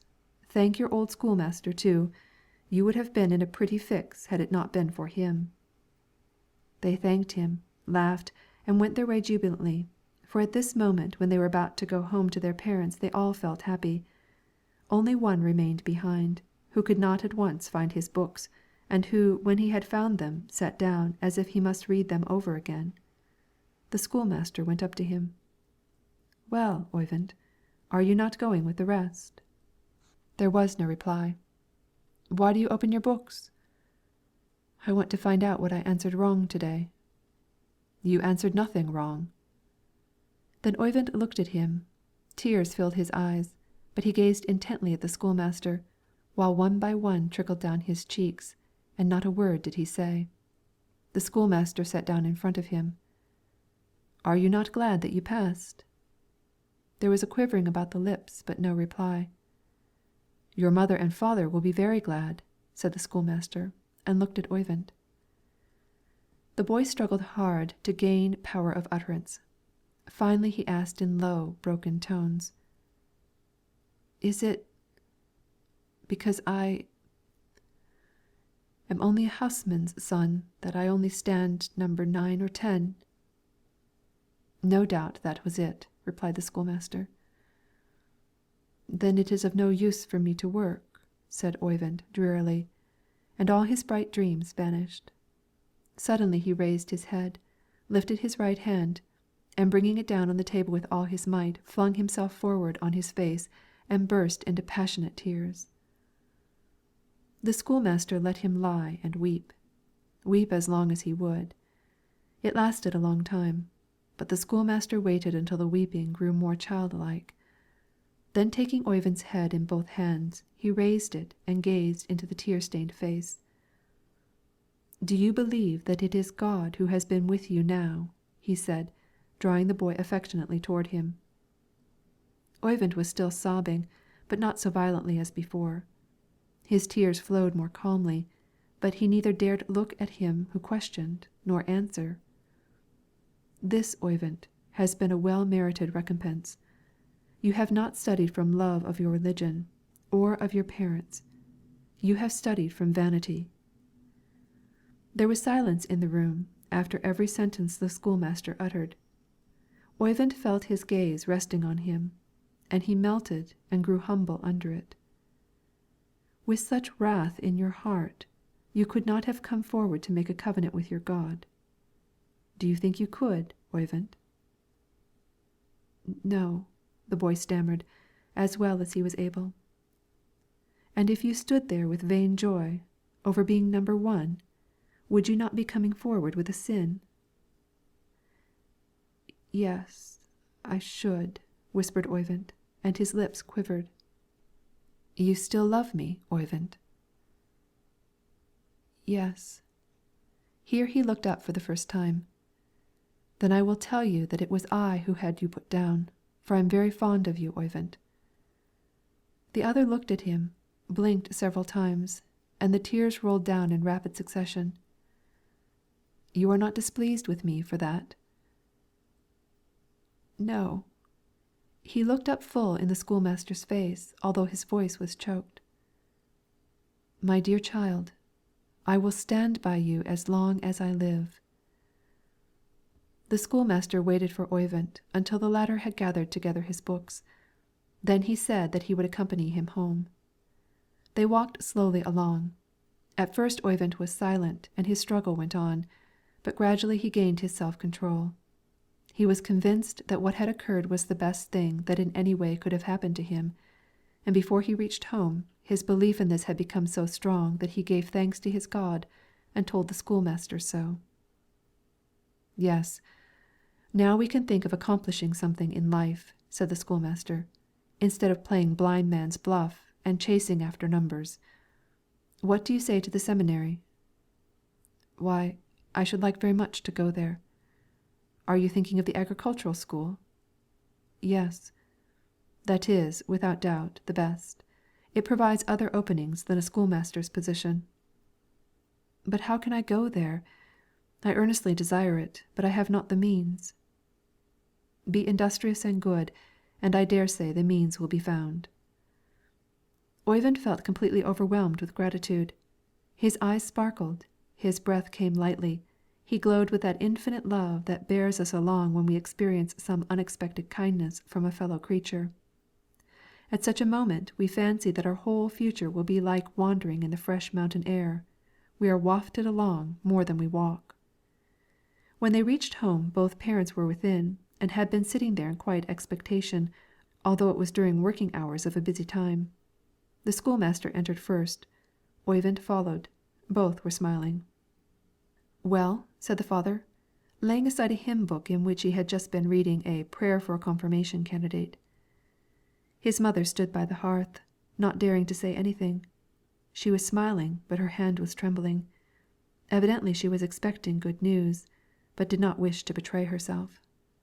"I merely had to come to gladden you with the news that he answered every question put to him, and that the priest said, when Oyvind had left him, that he had never had a more apt scholar." "Is it possible?" said the mother, much affected. "Well, that is good," said his father, clearing his throat unsteadily. After it had been still for some time, the mother asked, softly, "What number will he have?" "Number 9 or 10, said the schoolmaster, calmly. The mother looked at the father, he first at her, then at Oyvind, and said, "A houseman's son can expect no more." Oyvind returned his gaze. Something rose up in his throat once more, but he hastily forced himself to think of things that he loved, one by one, until it was choked down again. "Now I had better go," said the schoolmaster, and nodding, turned away. Both parents followed him as usual out on the doorstep, where the schoolmaster took a quid of tobacco, and smiling said, "He will be number 1, after all, but it is not worth while that he should know anything about it until the day comes." "No, no," said the father, and nodded. "No, no," said the mother, and she nodded too, after which she grasped the schoolmaster's hand and added, "We thank you for all you do for him." "Yes, you have our thanks," said the father, and the schoolmaster moved away. They long stood there gazing after him. End of chapter 6. Chapter 7.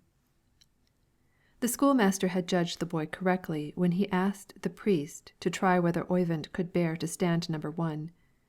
During the 3 weeks which elapsed before the confirmation, he was with the boy every day. It is one thing for a young, tender soul to yield to an impression.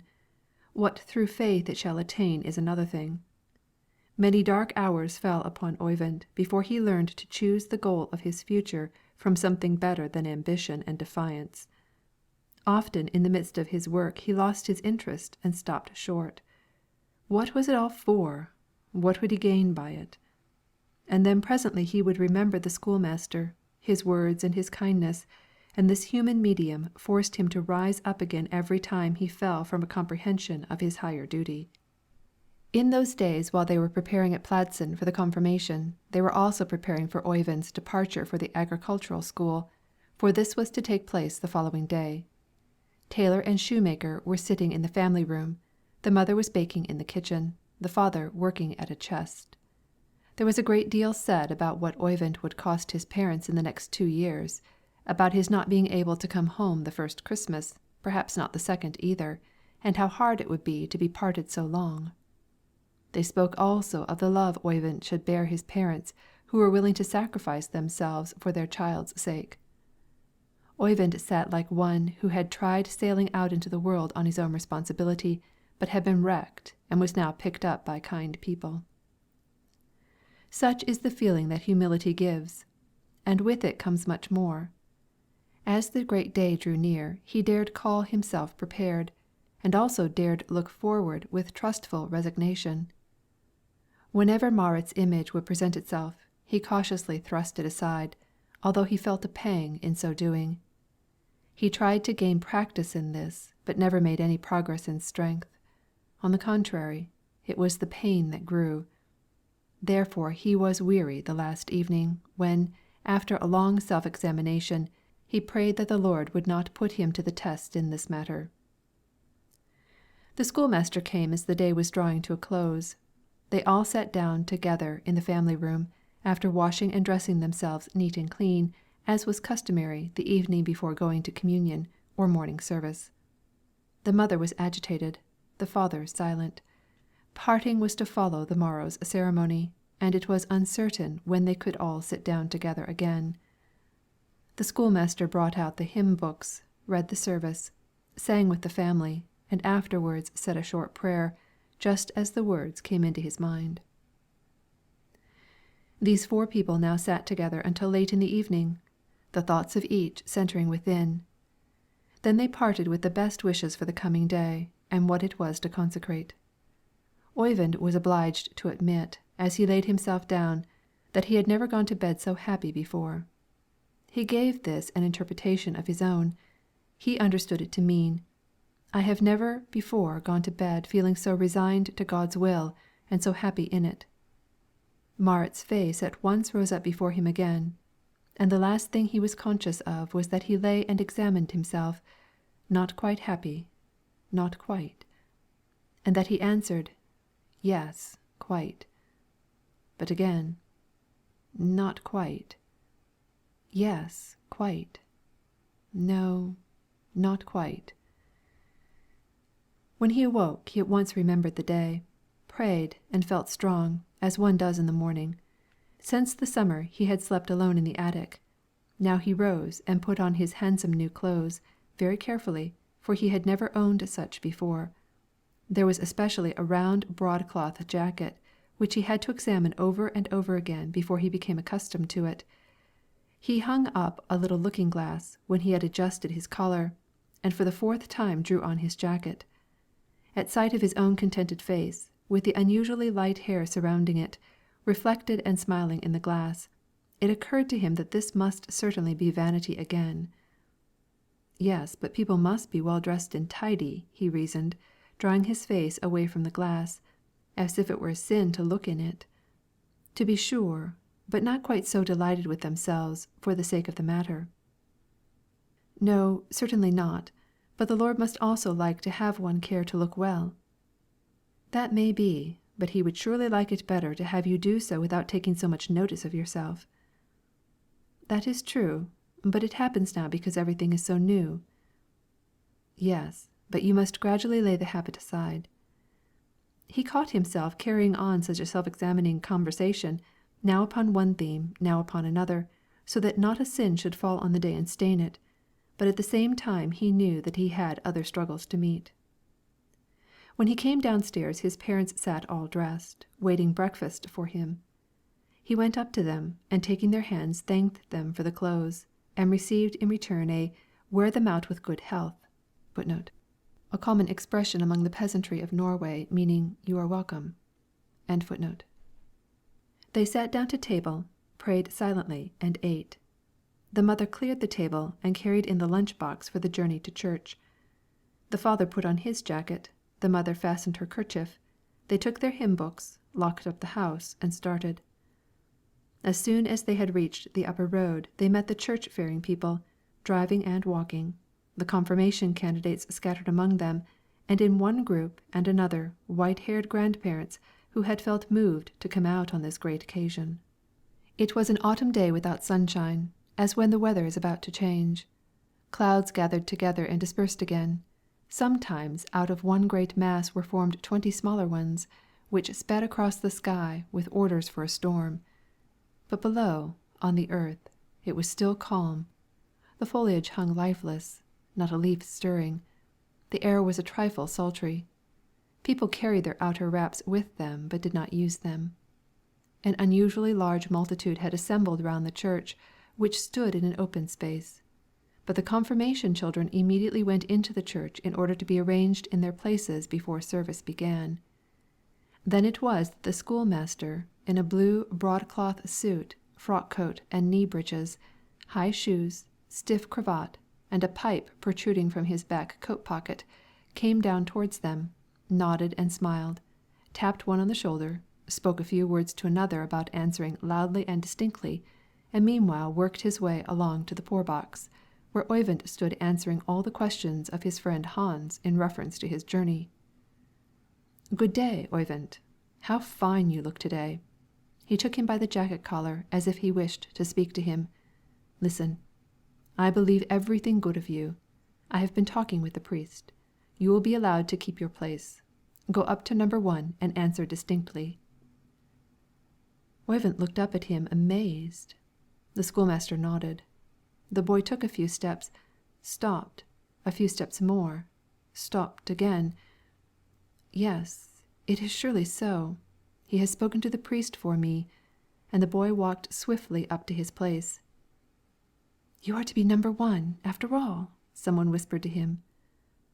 "Yes," answered Oyvind in a low voice, but he did not feel quite sure whether he dared think so. The assignment of places was over. The priest had come. The bells were ringing, and the people pouring into church. Then Oyvind saw Marit Heidegards just in front of him.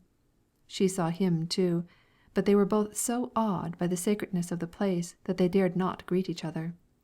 He only noticed that she was dazzlingly beautiful, and that her hair was uncovered. More he did not see.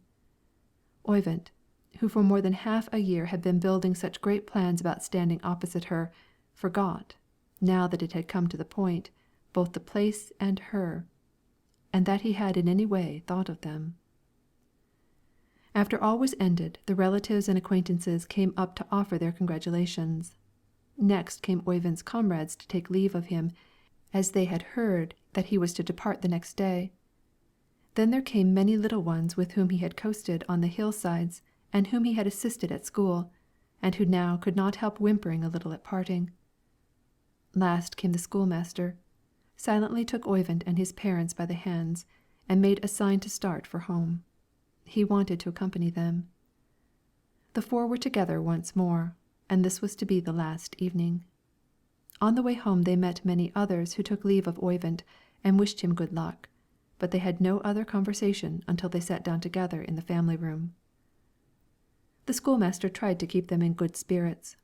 The fact was, now that the time had come, they all shrank from the 2 long years of separation, for up to this time they had never been parted a single day, but none of them would acknowledge it. The later it grew, the more dejected Oyvind became. He was forced to go out to recover his composure a little. It was dusk now, and there were strange sounds in the air. Oyvind remained standing on the doorstep, gazing upward. From the brow of the cliff he then heard his own name called, quite softly. It was no delusion, for it was repeated twice. He looked up and faintly distinguished a female form crouching between the trees and looking down. "Who is it?" asked he. "I hear you are going away," said a low voice, "so I had to come to you and say good-bye, as you would not come to me." "Dear me, is that you, Marit? I shall come up to you." "No, pray do not. I have waited so long, and if you come up I should have to wait still longer. No one knows where I am. I must hurry home." "It was kind of you to come," said he. "I could not bear to have you leave so, Oyvind. We have known each other since we were children." "Yes, we have." And now we have not spoken to each other for half a year. No, we have not. We parted so strangely, too, that time. We did. I think I must come up to you. Oh no, do not come. But tell me, you are not angry with me? Goodness, how could you think so? Good-bye then, Oyvind, and many thanks for all the happy times we have had together. Wait, Marit. Indeed I must go. They will miss me. Marit, Marit. No, I dare not stay any longer, Oyvind. Good-bye. Good-bye. Afterwards he moved about as in a dream, and answered very absently when he was addressed. This was ascribed to his journey, as was quite natural, and indeed it occupied his whole mind at the moment when the schoolmaster took leave of him in the evening and put something into his hand, which afterwards he found to be a $5 bill. But later, when he went to bed, he thought not of the journey, but of the words which had come down from the brow of the cliff, and those that had been sent up again. As a child Marit was not allowed to come to the cliff, because her grandfather feared she might fall down. Perhaps she will come down some day, anyway. End of chapter 7. Chapter 8. Dear Parents, we have to study much more now than at first, but I am less behind the others than I was, so it is not hard. I shall change many things in Father's place when I come home, for there is much that is wrong there, and it is wonderful that it has prospered as well as it has. But I shall make everything right, for I have learned a great deal. I want to go some place where I can put into practice all I now know, and so I must look for a high position when I get through here. No one here considers John Halton as clever as he is thought to be at home with us, but as he has a guard of his own, this does not concern any one but himself. Many who go from here get very high salaries, but they are paid so well because ours is the best agricultural school in the country. Some say the one in the next district is better, but this is by no means true. There are two words here. One is called theory, the other practice. It is well to have them both, for one is nothing without the other, but still the latter is the better. Now the former means to understand the cause and principle of a work, the latter to be able to perform it, as for instance, in regard to a quagmire. For there are many who know what should be done with a quagmire and yet do it wrong, because they are not able to put their knowledge into practice. Many, on the other hand, are skillful in doing, but do not know what ought to be done, and thus they too may make bad work of it, for there are many kinds of quagmires. But we at the agricultural school learn both words. The superintendent is so skillful that he has no equal. At the last agricultural meeting for the whole country, he led in 2 discussions, and the other superintendents had only 1 each, and upon careful consideration his statements were always sustained. At the meeting before the last, where he was not present, there was nothing but idle talk. The lieutenant who teaches surveying was chosen by the superintendent only on account of his ability, for the other schools have no lieutenant. He is so clever that he was the best scholar at the military academy. The schoolmaster asks if I go to church. Yes, of course I go to church, for now the priest has an assistant, and his sermons fill all the congregation with terror, and it is a pleasure to listen to him. He belongs to the new religion they have in Christiania, and people think him too strict, but it is good for them that he is so.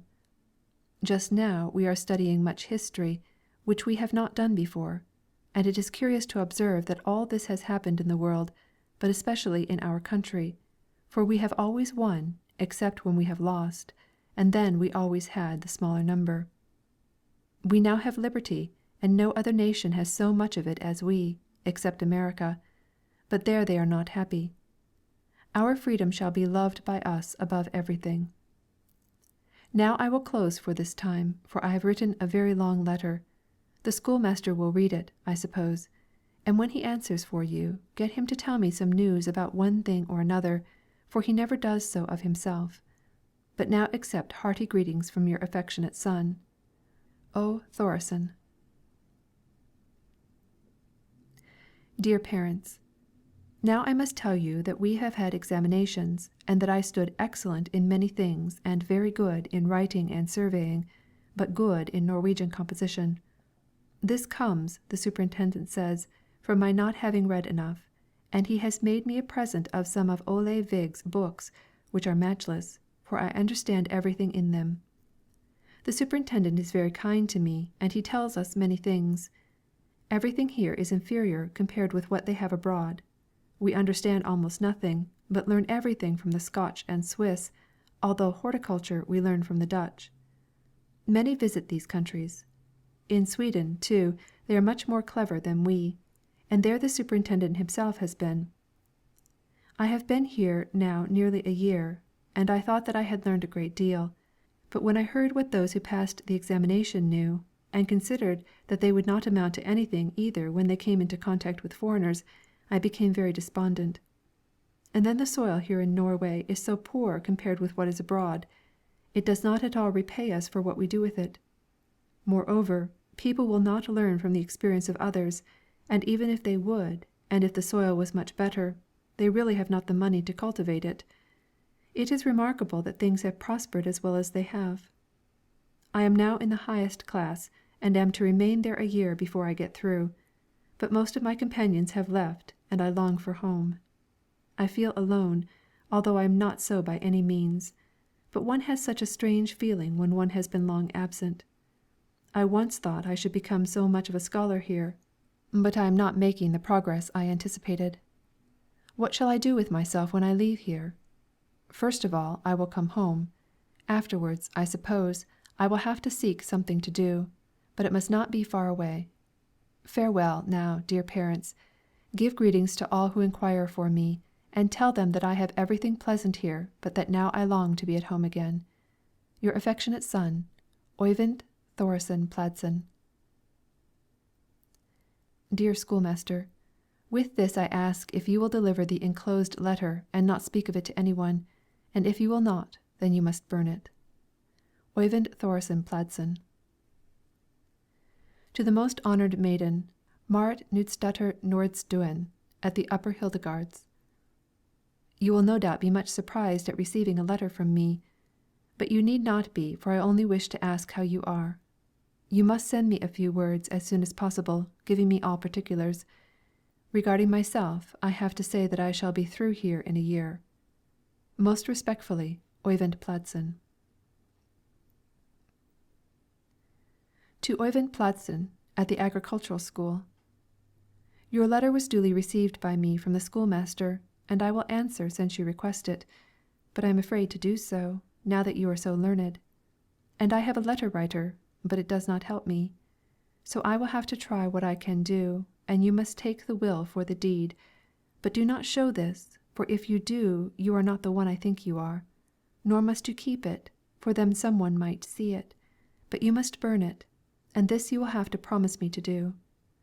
There were so many things I wanted to write about, but I do not quite dare. We have had a good harvest. Potatoes bring a high price, and here at the Heidegards we have plenty of them. But the bear has done much mischief among the cattle this summer. He killed 2 of Ole Nedregard's cattle, and injured one belonging to our houseman so badly that it had to be killed for beef. I am weaving a large piece of cloth, something like a Scottish plaid, and it is difficult. And now I will tell you that I am still at home, and that there are those who would like to have it otherwise. Now I have no more to write about for this time, and so I must bid you farewell. Marit Knutsdatter. P.S. Be sure to burn this letter. To the agriculturalist Oyvind Thorsson Pladsen. As I have told you before, Oyvind, he who walks with God has come into the good inheritance. But now you must listen to my advice, and that is not to take the world with yearning and tribulation, but to trust in God, and not allow your heart to consume you. For if you do, you will have another God besides Him. Next I must inform you that your father and your mother are well, but I am troubled with one of my hips. For now the war breaks out afresh with all that was suffered in it.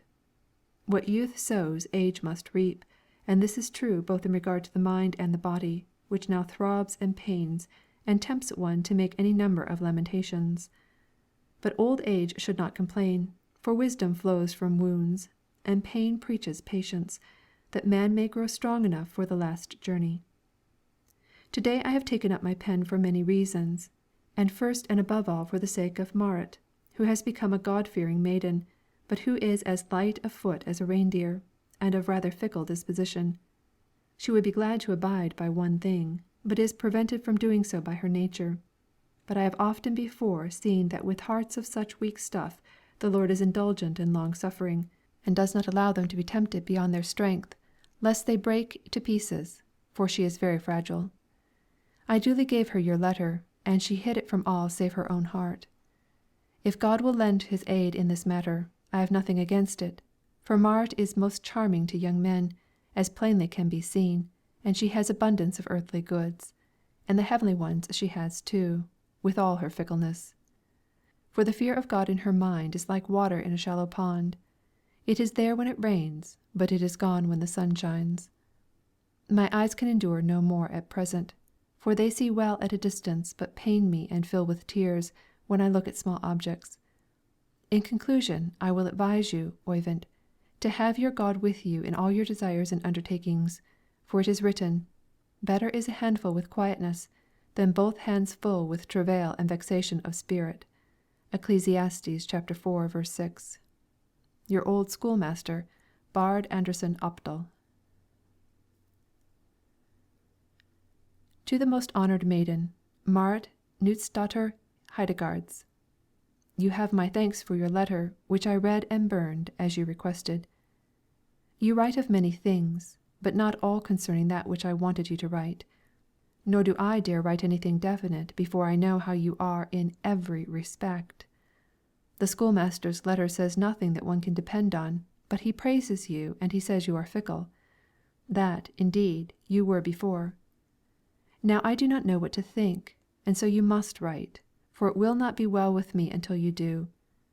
Just now I remember best about your coming to the cliff that last evening, and what you said then. I will say no more this time, and so farewell. Most respectfully, Oyvind Pladsen. To Oyvind Thorsson Pladsen. The schoolmaster has given me another letter from you, and I have just read it, but I do not understand it in the least, and that, I dare say, is because I am not learned. You want to know how it is with me in every respect. I am healthy and well, and there is nothing at all the matter with me. I eat heartily, especially when I get milk porridge. I sleep at night, and occasionally in the daytime too. I have danced a great deal this winter, for there have been many parties here, and that has been very pleasant. I go to church when the snow is not too deep, but we have had a great deal of snow this winter.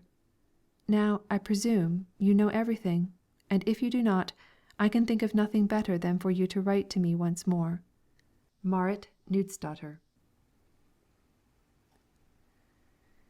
To the most honoured maiden, Marit Knutsdatter Heidegards. I have received your letter, but you seem inclined to leave me no wiser than I was before. Perhaps this may be meant for an answer. I do not know. I dare not write anything that I wish to write, for I do not know you. But possibly you do not know me either. You must not think that I am any longer the soft cheese you squeezed the water away from when I sat watching you dance. I have laid on many shelves to dry since that time. Neither am I like those long-haired dogs, who droop their ears at the least provocation and take flight from people, as in former days. I can stand fire now. Your letter was very playful, but it jested where it should not have jested at all, for you understood me very well, and you could see that I did not ask in sport, but because of late I can think of nothing else than the subject I questioned you about. I was waiting with deep anxiety, and there came to me only foolery and laughter. Farewell, Marit Heidegards. I shall not look at you too much, as I did at that dance. May you both eat well and sleep well, and get your new web finished, and above all, may you be able to shovel away the snow which lies in front of the church door. Most respectfully, Oyvind Thorsson Pladsen. To the agriculturalist, Oyvind Thorsson, at the agricultural school. Notwithstanding my advanced years and the weakness of my eyes and the pain in my right hip, I must yield to the importunity of the young, for we old people are needed by them when they have caught themselves in some snare. They entice us and weep until they are set free, but then at once run away from us again, and will take no further advice. Now it is Marit. She coaxes me with many sweet words to write at the same time she does, for she takes comfort in not writing alone. I have read your letter. She thought that she had John Hartland or some other fool to deal with, and not one whom the schoolmaster Bard had trained, but now she is in a dilemma. However, you have been too severe, for there are certain women who take to jesting in order to avoid weeping, and who make no difference between the two.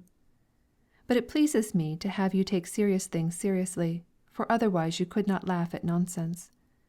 Concerning the feelings of both, it is now apparent from many things that you are bent on having each other. About Marit I have often been in doubt, for she is like the wind's course, but I have now learned that notwithstanding this she has resisted John Hartland's advances, at which her grandfather's wrath is sorely kindled. She was happy when your offer came, and if she jested it was from joy, not from any harm. She has endured much, and has done so in order to wait for him on whom her mind was fixed. And now you will not have her, but cast her away as you would a naughty child. This was what I wanted to tell you, and this counsel I must add, that you should come to an understanding with her, for you can find enough else to be at variance with. I am like the old man who has lived through 3 generations. I have seen folly and its course. Your mother and father send love by me. They are expecting you home, but I would not write of this before, lest you should become homesick. You do not know your father. He is like a tree which makes no moan until it is hewn down. But if ever any mischance should befall you, then you will learn to know him, and you will wonder at the richness of his nature. He has had heavy burdens to bear, and is silent in worldly matters. But your mother has relieved his mind from earthly anxiety, and now daylight is beginning to break through the gloom. Now my eyes grow dim, my hand refuses to do more. Therefore I commend you to him whose eye ever watches, and whose hand is never weary. Bard Anderson Opdal. To Oyvind Pladsen. You seem to be displeased with me, and this greatly grieves me, for I did not mean to make you angry. I meant well. I know I have often failed to do rightly by you, and that is why I write to you now, but you must not show this letter to anyone. Once I had everything just as I desired, and then I was not kind. But now there is no one who cares for me, and I am very wretched. John Halton has made a lampoon about me, and all the boys sing it, and I no longer dare go to the dances. But the old people know about it, and I have to listen to many harsh words. Now I am sitting alone writing, and you must not show my letter. You have learned much and are able to advise me, but you are now far away. I have often been down to see your parents, and have talked with your mother, and we have become good friends, but I did not like to say anything about it, for you wrote so strangely. The schoolmaster only makes fun of me, and he knows nothing about the lampoon, for no one in the parish would presume to sing such a thing to him. I stand alone now, and have no one to speak with. I remember when we were children, and you were so kind to me, and I always sat on your sled, and I could wish that I were a child again. I cannot ask you to answer me, for I dare not do so, but if you will answer just once more, I will never forget it in you, Oyvind. Marit Knutsdatter. Please burn this letter. I scarcely know whether I dare send it. Dear Marit, thank you for your letter. You wrote in a lucky hour.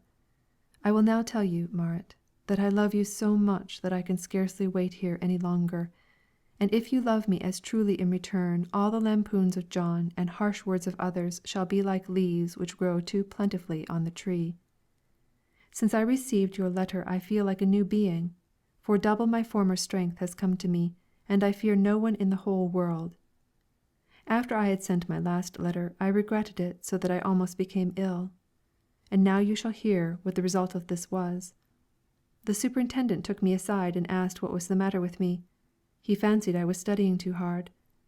Then he told me that when my year was out I might remain here one more, without expense. I could help him with sundry things, and he would teach me more. Then I thought that work was the only thing I had to rely on, and I thanked him very much. And I do not yet repent it, although now I long for you. For the longer I stay here, the better right I shall have to ask for you one day. How happy I am now! I work like 3 people, and never will I be behindhand in any work. But you must have a book that I am reading, for there is much in it about love.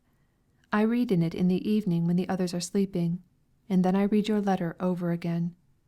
Have you thought about our meeting? I think of it so often, and you, too, must try and find out how delightful it will be.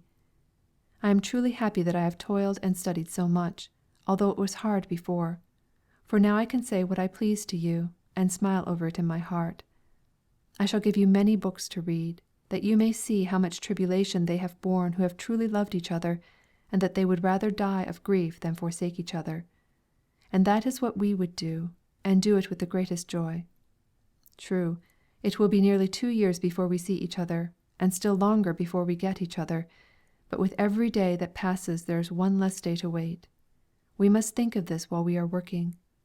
My next letter shall be about many things, but this evening I have no more paper, and the others are asleep.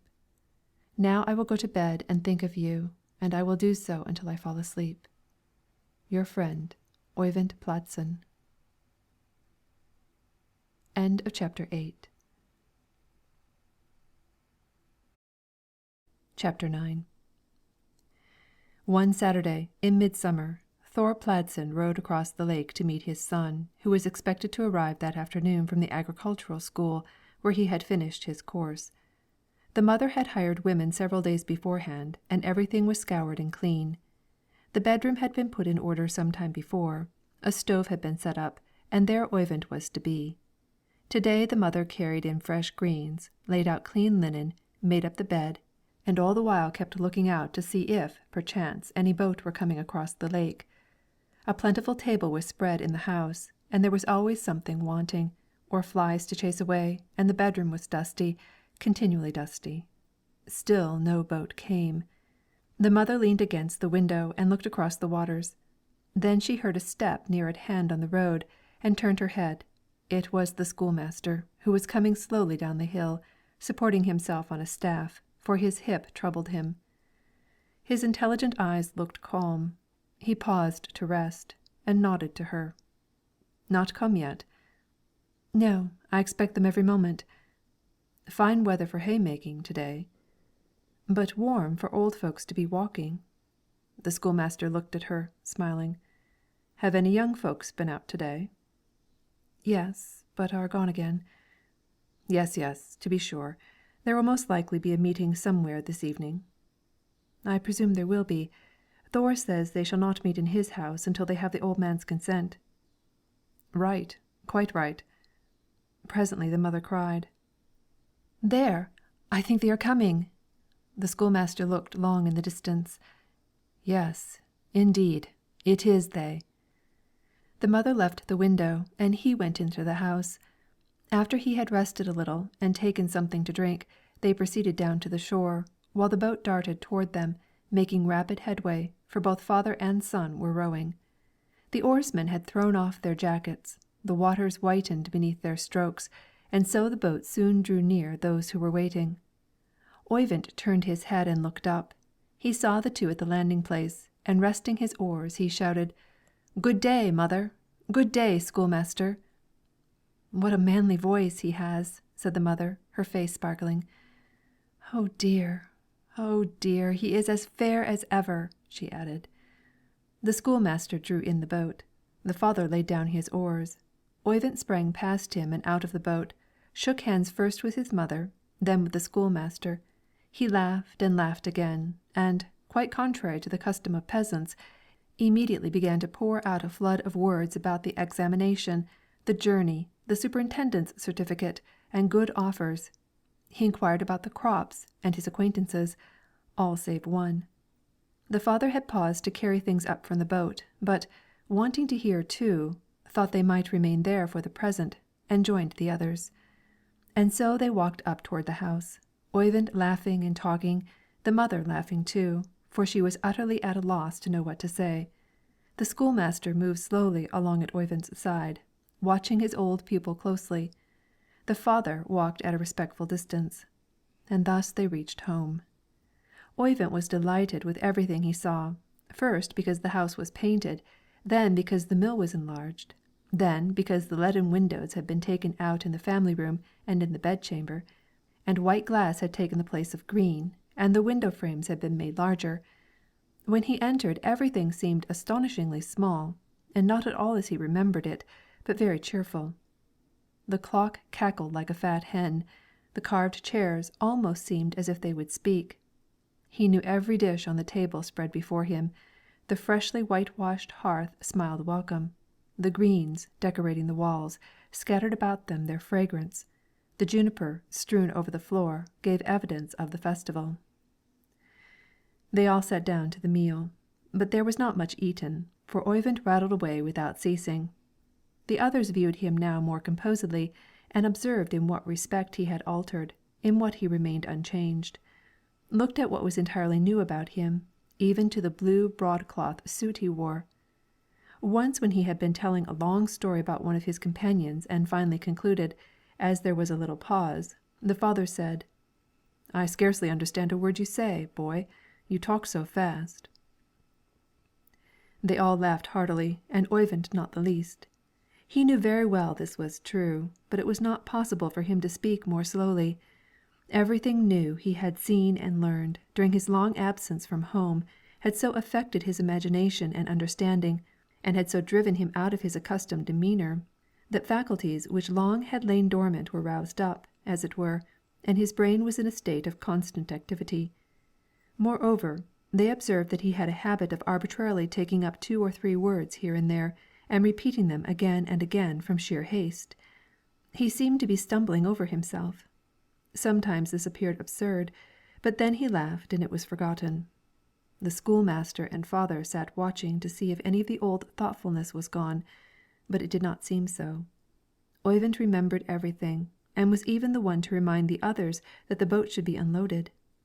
He unpacked his clothes at once and hung them up, displayed his books, his watch, everything new, and all was well cared for, his mother said. He was exceedingly pleased with his little room. He would remain at home for the present, he said, help with the haymaking and study. Where he should go later he did not know, but it made not the least difference to him. He had acquired a briskness and vigor of thought which it did one good to see, and an animation in the expression of his feelings which is so refreshing to a person who the whole year through strives to repress his own. The schoolmaster grew 10 years younger. "Now we have come so far with him," he said, beaming with satisfaction as he rose to go. When the mother returned from waiting on him, as usual, to the doorstep, she called Oyvind into the bedroom. "Some one will be waiting for you at 9 o'clock," whispered she. "Where?" "On the cliff." Oyvind glanced at the clock. It was nearly 9. He could not wait in the house, but went out, clambered up the side of the cliff, paused on the top, and looked around. The house lay directly below. The bushes on the roof had grown large, and all the young trees round about him had also grown, and he recognized every one of them. His eyes wandered down the road, which ran along the cliff, and was bordered by the forest on the other side. The road lay there, grey and solemn, but the forest was enlivened with varied foliage. The trees were tall and well grown. In the little bay lay a boat with unfurled sail. It was laden with planks and awaiting a breeze. Oyvind gazed across the water, which had borne him away and home again. There it stretched before him, calm and smooth. Some sea-birds flew over it, but made no noise, for it was late. His father came walking up from the mill, paused on the doorstep, took a survey of all about him, as his son had done, then went down to the water to take the boat in for the night. The mother appeared at the side of the house, for she had been in the kitchen. She raised her eyes toward the cliff as she crossed the farmyard with something for the hens, looked up again and began to hum. Oyvind sat down to wait. The underbrush was so dense that he could not see very far into the forest, but he listened to the slightest sound. For a long time he heard nothing but the birds that flew up and cheated him. After a while, a squirrel that was leaping from tree to tree. But at length there was a rustling farther off. It ceased a moment, and then began again. He rises, his heart throbs, the blood rushes to his head. Then something breaks through the bushes close by him, but it is a large, shaggy dog, which, on seeing him, pauses on 3 legs without stirring. It is the dog from the upper Heidegards, and close behind him another rustling is heard. The dog turns his head and wags his tail. Now Marit appears. A bush caught her dress. She turned to free it, and so she was standing when Oyvind saw her first. Her head was bare, her hair twisted up as girls usually wear it in everyday attire. She had on a thick plaid dress without sleeves, and nothing about the neck except a turned-down linen collar. She had just stolen away from work in the fields, and had not ventured on any change of dress. Now she looked up askance and smiled. Her white teeth shone. Her eyes sparkled beneath the half-closed lids. Thus she stood for a moment working with her fingers, and then she came forward, growing rosier and rosier with each step. He advanced to meet her, and took her hand between both of his. Her eyes were fixed on the ground, and so they stood. "Thank you for all your letters," was the first thing he said, and when she looked up a little and laughed, he felt that she was the most roguish troll he could meet in a wood, but he was captured, and she, too, was evidently caught. "How tall you have grown," said she, meaning something quite different. She looked at him more and more, laughed more and more, and he laughed too, but they said nothing. The dog had seated himself on the slope and was surveying the gard.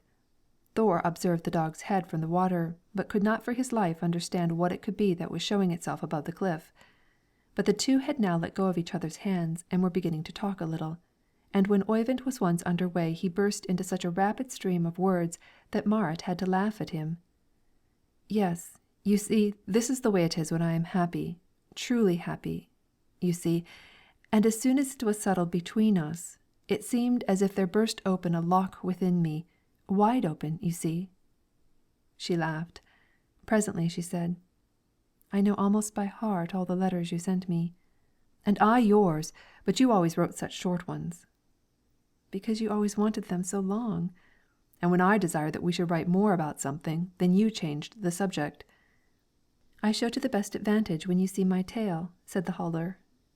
Footnote: The Huldar in the Norse folklore appears like a beautiful woman and usually wears a blue petticoat and a white sword, but she unfortunately has a long tail, like a cow's, which she anxiously strives to conceal when she is among people.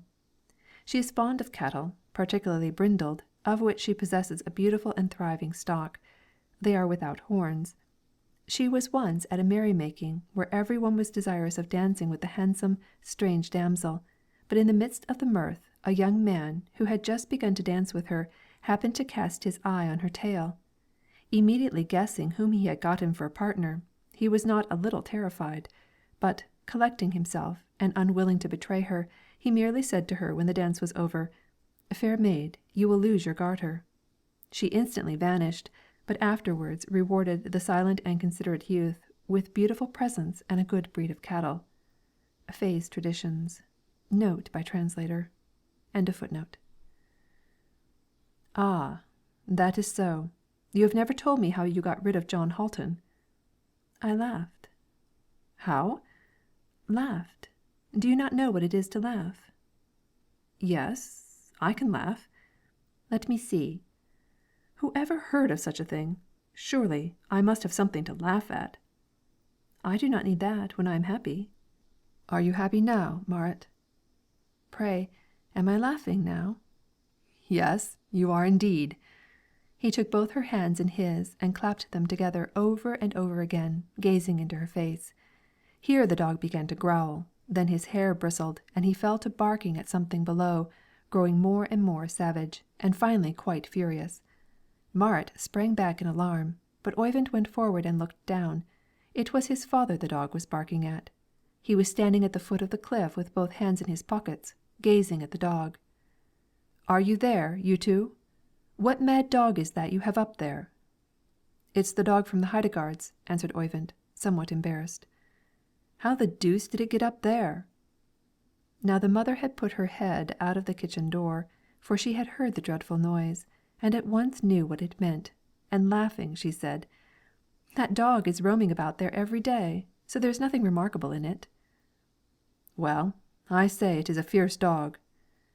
"It will behave better if I stroke it," thought Oyvind, and he did so. The dog stopped barking, but growled. The father walked away as though he knew nothing, and the two on the cliff were saved from discovery. "It was all right this time," said Marit, as they drew near to each other again. "Do you expect it to be worse hereafter?" "I know one who will keep a close watch on us, that I do." "Your grandfather?" "Yes, indeed." "But he shall do us no harm." "Not the least." "And you promise that?" "Yes, I promise it, Oyvind." "How beautiful you are, Marit." "So the fox said to the raven and got the cheese." "I mean to have the cheese too, I can assure you." "You shall not have it." "But I will take it." She turned her head, but he did not take it. "I can tell you one thing, Oyvind, though." She looked up sideways as she spoke. "Well?" "How homely you have grown." "Ah, you are going to give me the cheese, anyway, are you?" "No, I am not," and she turned away again. "Now I must go, Oyvind." "I will go with you." "But not beyond the woods. Grandfather might see you." "No, not beyond the woods. Dear me, are you running?" "Why, we cannot walk side by side here." "But this is not going together." "Catch me then." She ran, he after her, and soon she was fast in the bushes, so that he overtook her. "Have I caught you forever, Marit?" His hand was on her waist. "I think so," said she, and laughed, but she was both flushed and serious. "Well, now is the time," thought he, and he made a movement to kiss her, but she bent her head down under his arm, laughed, and ran away. She paused, though, by the last trees. "And when shall we meet again?" whispered she. "To morrow, to morrow," he whispered in return. "Yes, to morrow. Good bye," and she ran on. "Marit!" She stopped. "Say, was it not strange that we met first on the cliff?" "Yes, it was." She ran on again. Oyvind gazed long after her. The dog ran on before her, barking. Marit followed, quieting him. Oyvind turned, took off his cap and tossed it into the air, caught it and threw it up again. "Now I really think I am beginning to be happy," said the boy, and he went singing homeward. End of chapter 9. Chapter 10. One afternoon later in the summer, as his mother and a girl were raking hay, while Oyvind and his father were carrying it in, there came a little barefooted and bareheaded boy, skipping down the hillside and across the meadows to Oyvind, and gave him a note. "You run well, my boy," said Oyvind. "I am paid for it," answered the boy. On being asked if he was to have an answer, the reply was no, and the boy took his way home over the cliff, for some one was coming after him up the road, he said. Oyvind opened the note with some difficulty, for it was folded in a strip, then tied in a knot, then sealed and stamped, and the note ran thus: "He is now on the march, but he moves slowly. Run into the woods and hide yourself, the one you know." "I will do no such thing," thought Oyvind, and gazed defiantly up the hills. Nor did he wait long before an old man appeared on the hilltop, paused to rest, walked on a little, rested again. Both Thore and his wife stopped to look. Thore soon smiled, however; his wife, on the other hand, changed color. "Do you know him?" "Yes, it is not very easy to make a mistake here." Father and son began to carry hay, but the latter took care that they were always together. The old man on the hill slowly drew near, like a heavy western storm. He was very tall and rather corpulent. He was lame, and walked with a labored gait, leaning on a staff. Soon he came so near that they could see him distinctly. He paused, removed his cap and wiped away the perspiration with a handkerchief. He was quite bald far back on the head. He had a round, wrinkled face, small, glittering, blinking eyes, bushy eyebrows, and had lost none of his teeth. When he spoke it was in a sharp, shrill voice that seemed to be hopping over gravel and stones. but it lingered on an R here and there with great satisfaction, rolling it for several yards, and at the same time making a tremendous leap in pitch. He had been known in his younger days as a lively but quick-tempered man. In his old age, through much adversity, he had become irritable and suspicious. Thor and his son came and went many times before Ole could make his way to them. They both knew that he did not come for any good purpose, therefore it was all the more comical that he never got there.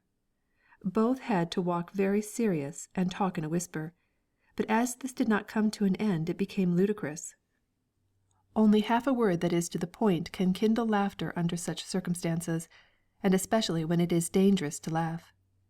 When at last Ole was only a few rods distant, but which never seemed to grow less, Oyvind said, dryly, in a low tone, "He must carry a heavy load, that man." And more was not required. "I think you are not very wise," whispered the father, although he was laughing himself. "Hem, hem," said Ole, coughing on the hill. "He is getting his throat ready," whispered Thor. Oyvind fell on his knees in front of the haycock, buried his head in the hay, and laughed. His father also bowed down. "Suppose we go into the barn," whispered he, and taking an armful of hay he trotted off. Oyvind picked up a little tuft, rushed after him, bent crooked with laughter, and dropped down as soon as he was inside the barn. His father was a grave man, but if he once got to laughing, there first began within him a low chuckling, with an occasional ha ha ha, gradually growing longer and longer till it all blended into a single loud peal, after which came wave after wave with a longer gasp between each. Now he was under way. The son lay on the floor, the father stood behind him, both laughing with all their might. Occasionally they had such fits of laughter. "But this is inconvenient," said the father. Finally they were at a loss to know how this would end, for the old man must surely have reached the gard. "I will not go out," said the father. "I have no business with him." "Well, then, I will not go out either," replied Oyvind. "Hem, hem," was heard just outside the barn wall. The father held up a threatening finger to his boy. "Come, out with you." "Yes, you go first." "No, you be off at once." "Well, go you first." And they brushed the dust off each other and advanced very seriously. When they came below the barn bridge they saw Ole standing with his face towards the kitchen door, as if he were reflecting. He held his cap in the same hand as his staff, and with his handkerchief was wiping the sweat from his bald head, at the same time pulling at the bushy tufts behind his ears and about his neck until they stuck out like spikes. Oyvind hung behind his father, so the latter was obliged to stand still, and in order to put an end to this he said with excessive gravity, "Is the old gentleman out for a walk?" Ole turned, looked sharply at him, and put on his cap before he replied, "Yes, so it seems." "Perhaps you are tired. Will you not walk in?" "Oh, I can rest very well here. My errand will not take long." Some one set the kitchen door ajar and looked out. Between it and Thor stood old Ole, with his cap visor down over his eyes, for the cap was too large now that he had lost his hair. In order to be able to see he threw his head pretty far back. He held his staff in his right hand, while the left was firmly pressed against his side when he was not gesticulating, and this he never did more vigorously than by stretching the hand half-way out and holding it passive for a moment, as a guard for his dignity. "Is that your son who is standing behind you?" he began abruptly. "So they say. Oyvind is his name, is it not?" "Yes, they call him Oyvind." "He has been at one of those agricultural schools down south, I believe?" "There was something of the kind, yes." "Well, my girl, my granddaughter, Marit, you know, has gone mad of late." "That is too bad." "She refuses to marry." "Well, really?" "She will not have any of the gard boys who offer themselves." "Ah, indeed." "But people say he is to blame, he who is standing there." "Is that so?" "He is said to have turned her head." Yes, he there, your son Oyvind." "The deuce he has." "See you, I do not like to have any one take my horses when I let them loose on the mountains. Neither do I choose to have any one take my daughters when I allow them to go to a dance. I will not have it." "No, of course not." "I cannot go without them. I am old. I cannot be for ever on the lookout." "No, no, no, no." "Yes, you see, I will have order and propriety. There the block must stand, and there the axe must lie, and there the knife, and there they must sweep, and there throw rubbish out. Not outside the door, but yonder in the corner, just there. Yes, and nowhere else. So when I say to her, not this one, but that one, I expect it to be that one, and not this one." "Certainly." "But it is not so. For 3 years she has persisted in thwarting me, and for 3 years we have not been happy together. This is bad, and if he is at the bottom of it, I will tell him so that you may hear it, you, his father, that it will not do him any good. He may as well give it up." "Yes, yes." Ole looked a moment at Thore. Then he said, "Your answers are short." "A sausage is no longer." Here Oyvind had to laugh, although he was in no mood to do so. But with daring persons fear always borders on laughter, and now it inclined to the latter. "What are you laughing at?" asked Ole, shortly and sharply. "I? Are you laughing at me?" The Lord forbid! But his own answer increased his desire to laugh. Ole saw this, and grew absolutely furious. Both Thore and Oyvind tried to make amends with serious faces and entreaties to walk in, but it was the pent-up wrath of 3 years that was now seeking vent, and there was no checking it. "You need not think you can make a fool of me," he began. "I am on a lawful errand. I am protecting my grandchild's happiness, as I understand it, and puppy laughter shall not hinder me. One does not bring up girls to toss them down into the first houseman's place that opens its doors, and one does not manage an estate for 40 years only to hand the whole over to the first one who makes a fool of the girl. My daughter made herself ridiculous until she was allowed to marry a vagabond.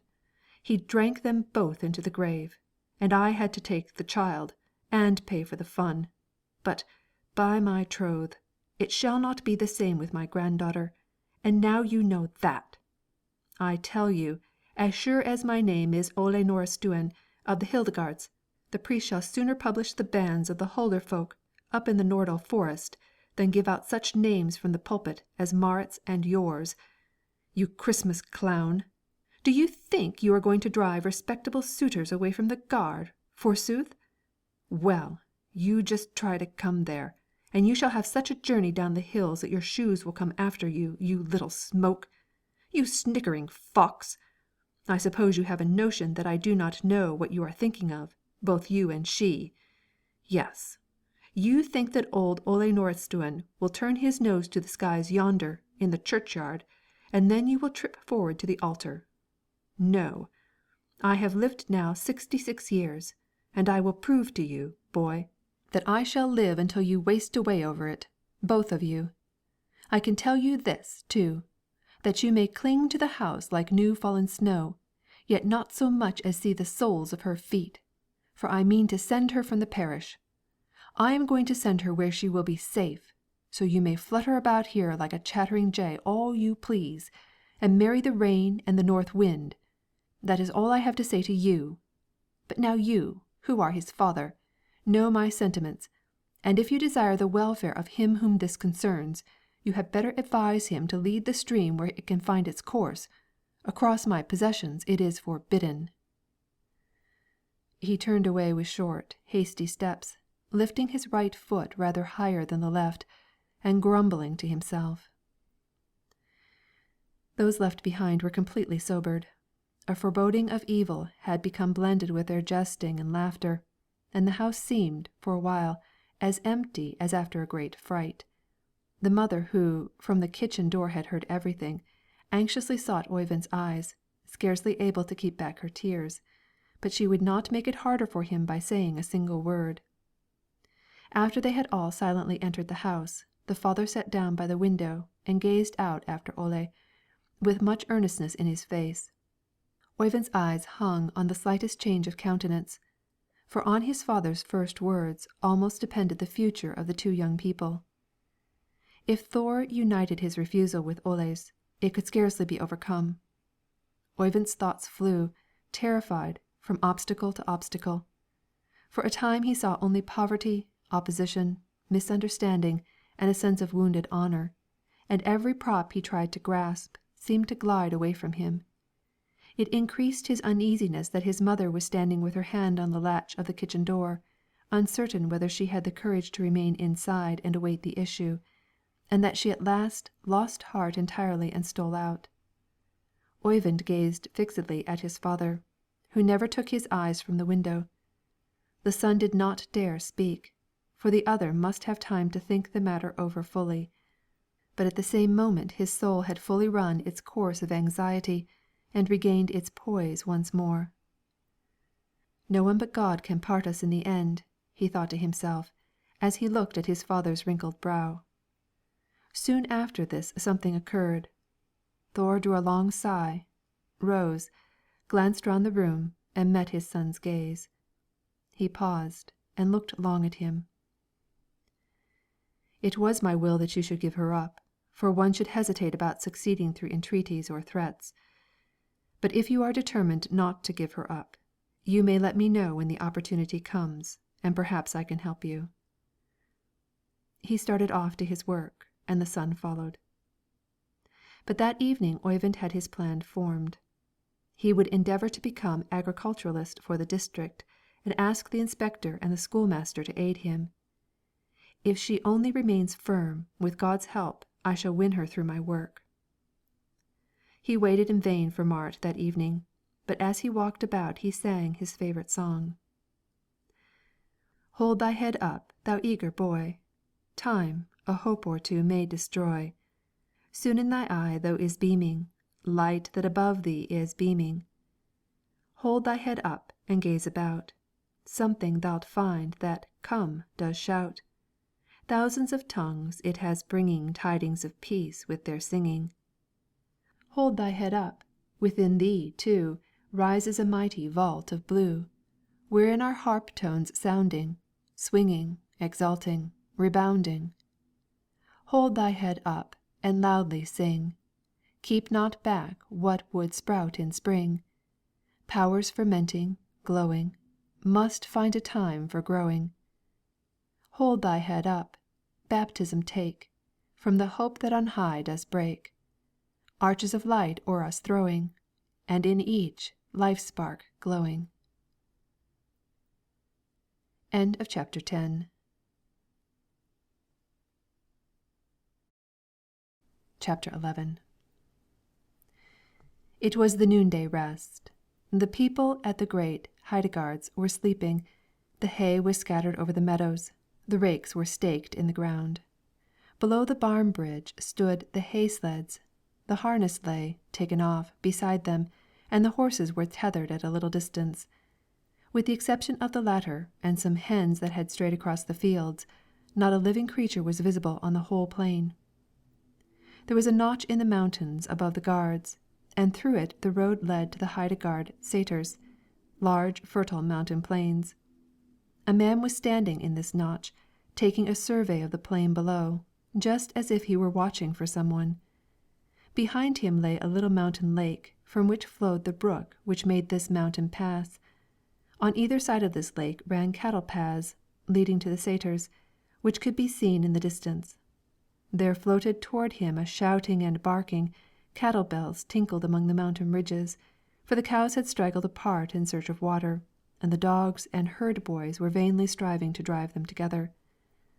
The cows came galloping along, with the most absurd antics and involuntary plunges, and with short, mad bellowing, their tails held aloft, they rushed down into the water, where they came to a stand. Every time they moved their heads the tinkling of their bells was heard across the lake. The dogs drank a little, but stayed behind on firm land. The herd boys followed, and seated themselves on the warm, smooth hillside. Here they drew forth their lunch boxes, exchanged with one another, bragged about their dogs, oxen, and the family they lived with, then undressed and sprang into the water with the cows. The dogs persisted in not going in, but loitered lazily around, their heads hanging, with hot eyes and lolling tongues. Round about on the slopes not a bird was to be seen, not a sound was heard, save the prattling of children and the tinkling of bells. The heather was parched and dry. The sun blazed on the hillsides, so that everything was scorched by its heat. It was Oyvind who was sitting up there in the midday sun, waiting. He sat in his shirt sleeves, close by the brook which flowed from the lake. No one had yet appeared on the Heidegard plain, and he was gradually beginning to grow anxious, when suddenly a large dog came walking with heavy steps out of a door in Nordistuen, followed by a girl in white sleeves. She tripped across the meadow toward the cliff. He felt a strong desire to shout down to her, but dared not. He took a careful survey of the guard to see if any one might come out and notice her, but there seemed to be no danger of detection, and several times he rose from impatience. She arrived at last, following a path by the side of the brook, the dog a little in advance of her, snuffing the air, she catching hold of the low shrubs, and walking with more and more weary gait. Oyvind sprang downward. The dog growled and was hushed, but as soon as Marit saw Oyvind coming, she sat down on a large stone, as red as blood, tired and overcome by the heat. He flung himself down on the stone by her side. "Thank you for coming." "What heat, and what a distance! Have you been here long?" "No. Since we are watched in the evening, we must make use of the noon. But after this I think we will not act so secretly, nor take so much trouble. It was just about this I wanted to speak to you." "Not so secretly?" "I know very well that all that is done in secret pleases you best, but to show courage pleases you also. To-day I have come to have a long talk with you, and now you must listen." "Is it true that you are trying to be agriculturalist for the district?" "Yes, and I expect to succeed. In this I have a double purpose. First, to win a position for myself, but secondly, and chiefly, to accomplish something which your grandfather can see and understand. Luckily it chances that most of the Heidegard freeholders are young people, who wish for improvements and desire help. They have money, too, so I shall begin among them. I shall regulate everything from their stables to their water pipes. I shall give lectures and work. I shall fairly besiege the old man with good deeds." "Those are brave words. What more, Oyvind?" "Why, the rest simply concerns us two. You must not go away." "Not if he orders it?" "And keep nothing secret that concerns us two."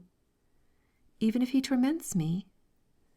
"We gain more, and defend ourselves better, by allowing everything to be open.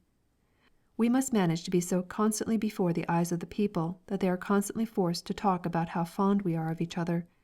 So much the sooner will they wish that all may go well with us. You must not leave home. There is danger of gossip forcing its way between those who are parted. We pay no heed to any idle talk the first year, but we begin by degrees to believe it in the second. We two will meet once a week and laugh away the mischief people would like to make between us. We shall be able to meet occasionally at a dance, and keep step together until everything sings about us, while those who backbite us are sitting around. We shall meet at church, and greet each other so that it may attract the attention of all those who wish us 100 miles apart. If any one makes a song about us, we will sit down together and try to get one up in answer to it. We must succeed if we assist each other. No one can harm us if we keep together, and thus show people that we keep together.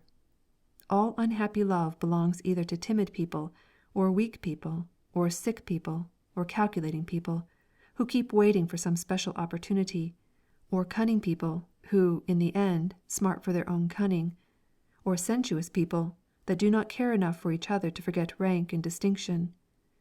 They go and hide from sight, they send letters, they tremble at a word, and finally they mistake fear, that constant uneasiness and irritation in the blood, for love, become wretched and dissolve like sugar. Oh, pshaw! If they truly loved each other, they would have no fear. They would laugh, and would openly march to the church door, in the face of every smile and every word. I have read about it in books, and I have seen it for myself. That is a pitiful love which chooses a secret course. Love naturally begins in secrecy because it begins in shyness, but it must live openly because it lives in joy. It is as when the leaves are changing. That which is to grow cannot conceal itself, and in every instance you see that all which is dry falls from the tree the moment the new leaves begin to sprout. He who gains love casts off all the old, dead rubbish he formerly clung to. The sap wells up and rushes onward, and should no one notice it then? Hey, my girl, they shall become happy at seeing us happy. Two who are betrothed and remain true to each other confer a benefit on people, for they give them a poem which their children learn by heart to the shame of their unbelieving parents. I have read of many such cases, and some still live in the memory of the people of this parish, and those who relate these stories and are moved by them are the children of the very persons who once caused all the mischief. Yes, Marit, now we two will join hands. So. Yes, and we will promise each other to cling together. So. Yes, and now it will all come right. Hurrah! He was about to take hold of her head, but she turned away and glided down off the stone. He kept his seat. She came back and leaning her arms on his knee, stood talking with him, looking up into his face. Listen, Oyvind. What if he is determined that I should leave home? How then? Then you must say no, right out. Oh, dear, how would that be possible? He cannot carry you out to the carriage. If he does not quite do that, he can force me in many other ways. That I do not believe.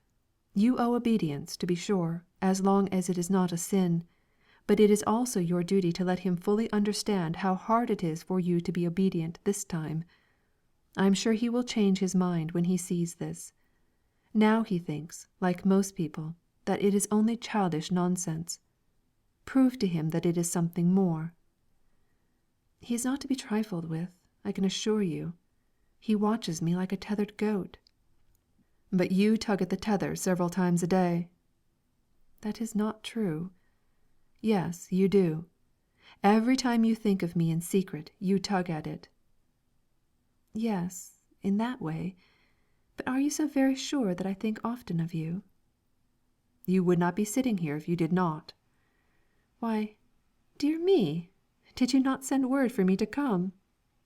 But you came because your thoughts drove you here. Rather because the weather was so fine. You said a while ago that it was too warm. To go uphill, yes, but down again? Why did you come up, then? That I might run down again. Why did you not run down before this? Because I had to rest. And talk with me about love? It was an easy matter to give you the pleasure of listening. While the birds sang, and the others were sleeping, and the bells rang, in the shady grove. Here they both saw Marit's grandfather come sauntering out into the yard and go to the bell rope to ring the farm people up. The people came slowly forth from the barns, sheds, and houses, moved sleepily toward their horses and rakes, scattered themselves over the meadow, and presently all was life and work again. Only the grandfather went in and out of the houses, and finally up on the highest barn ridge and looked out. There came running up to him a little boy, whom he must have called. The boy, sure enough, started off in the direction of Pladsen. The grandfather, meanwhile, moved about the gard, often looking upward and having a suspicion, at least, that the black spot on the giant rock was Marit and Oyvind. Now for the second time Marit's great dog was the cause of trouble. He saw a strange horse driven into the Heidegards, and believing himself to be only doing his duty, began to bark with all his might.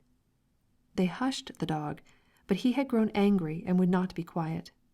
The grandfather stood below staring up, but matters grew still worse, for all the herd boys' dogs heard with surprise the strange voice and came running up. When they saw that it was a large, wolf-like giant, all the stiff-haired lap-dogs gathered about him. Marit became so terrified that she ran away without saying farewell. Oyvind rushed into the midst of the fray, kicked and fought, but the dogs merely changed the field of battle, and then flew at one another again, with hideous howls and kicks. Oyvind after them again, and so it kept on until they had rolled over to the edge of the brook, where once more he came running up. The result of this was that they all tumbled together into the water, just at a place where it was quite deep, and there they parted, shamefaced. Thus ended this forest battle. Oyvind walked through the forest until he reached the parish road, but Marit met her grandfather up by the fence. This was the dog's fault. "Where do you come from?" "From the wood." "What were you doing there?" "Plucking berries." "That is not true." "No, neither is it." "What were you doing, then?" "I was talking with someone." "Was it with the Pladsen boy?" "Yes." "Hear me now, Marit. To-morrow you leave home." "No." "Listen to me, Marit. I have but one single thing to say, only one. You shall go." "You cannot lift me into the carriage." "Indeed, can I not?" "No, because you will not." "Will I not? Listen now, Marit. Just for sport, you see, just for sport. I'm going to tell you that I will crush the backbone of that worthless fellow of yours." "No, you would not dare do so." "I would not dare? Do you say I would not dare? Who should interfere? Who?" "The schoolmaster." Schoolmaster? Does he trouble his head about that fellow, do you think?" "Yes, it is he who has kept him at the agricultural school." "The schoolmaster?" "The schoolmaster." "Hearken now, Marit. I will have no more of this nonsense. You shall leave the parish. You only cause me sorrow and trouble. That was the way with your mother, too. Only sorrow and trouble. I am an old man. I want to see you well provided for. I will not live in people's talk as a fool just for this matter. I only wish your own good. You should understand this, Marit. Soon I will be gone, and then you will be left alone. What would have become of your mother if it had not been for me? Listen, Marit. Be sensible. Pay heed to what I have to say. I only desire your own good." "No, you do not." "Indeed? What do I want, then?" "To carry out your own will. That is what you want, but you do not ask about mine." "And have you a will, you young seagull, you? Do you suppose you know what is for your good, you fool? I will give you a taste of the rod, I will, for all that you are so big and tall. Listen now, Marit. Let me talk kindly with you. You are not so bad at heart, but you have lost your senses. You must listen to me. I am an old and sensible man. We will talk kindly together a little. I have not done so remarkably well in the world as folks think. A poor bird on the wing could easily fly away with the little I have. Your father handled it roughly. Indeed he did. Let us care for ourselves in this world. It is the best thing we can do. It is all very well for the schoolmaster to talk, for he has money himself. So has the priest. Let them preach. But with us who must slave for our daily bread, it is quite different. I am old. I know much. I have seen many things. Love, you see, may do very well to talk about. Yes, but it is not worth much. It may answer for priests and such folks. Peasants must look at it in a different light. First food, you see, then God's word, and then a little writing and arithmetic, and then a little love, if it happens to come in the way. But, by the eternals, there is no use in beginning with love and ending with food. What can you say now, Marit?" "I do not know." "You do not know what you ought to answer?" "Yes, indeed, I know that." "Well then?" "May I say it?" "Yes, of course you may say it." "I care a great deal for that love of mine." He stood aghast for a moment, recalling 100 similar conversations with similar results, then shook his head, turned his back, and walked away. He picked a quarrel with the houseman, abused the girls, beat the large dog, and almost frightened the life out of a little hen that had strayed into the field, but to Marit he said nothing. That evening Marit was so happy when she went upstairs to bed, that she opened the window, lay in the window frame, looked out, and sang. She had found a pretty little love song, and it was that she sang. Lovest thou but me? I will e'er love thee, all my days on earth so fondly. Short were summer's days, now the flower decays, comes again with spring so kindly. What you said last year still rings in my ear, as I alone am sitting, and your thoughts do try in my heart to fly. Picture life in sunshine flitting. Litly, litly, loy, well I hear the boy, sighs behind the birches heaving. I am in dismay, thou must show the way, for the night her shroud is weaving. Flamma, llama, hiss, sang I of a kiss? No, thou surely art mistaken. Didst thou hear it, say? Cast the thought away, look on me as one forsaken. Oh, good night, dreams of eyes so bright, hold me now in soft embraces, but that wily word, which thou thought'st unheard, leaves in me of love no traces. I my window close, but in sweet repose, songs from thee I hear returning. Calling me they smile, and my thoughts beguile. Must I e'er for ye be yearning? End of chapter 11. Chapter 12. Several years have passed since the last scene. It is well on in the autumn. The schoolmaster comes walking up to Nordistuen, opens the door, finds no one at home, opens another, finds no one at home, and thus he keeps on until he reaches the innermost room in the long building. There Ole Nordistuen is sitting alone, by the side of his bed, his eyes fixed on his hands. The schoolmaster salutes him, and receives a greeting in return. He finds a stool, and seats himself in front of Ole. You have sent for me, he says. I have. The schoolmaster takes a fresh quid of tobacco, glances around the room, picks up a book that is lying on the bench, and turns over the leaves. What did you want of me? I was just sitting here, thinking it over. The schoolmaster gives himself plenty of time, searches for his spectacles in order to read the title of the book, wipes them, and puts them on. You are growing old now, Ole. Yes, it was about that I wanted to talk with you. I am tottering downward. I will soon rest in the grave. You must see to it that you rest well there, Ole. He closes the book and sits looking at the binding. That is a good book you are holding in your hands. It is not bad. How often have you gone beyond the cover, Ole? Why, of late, The schoolmaster lays aside the book and puts away his spectacles.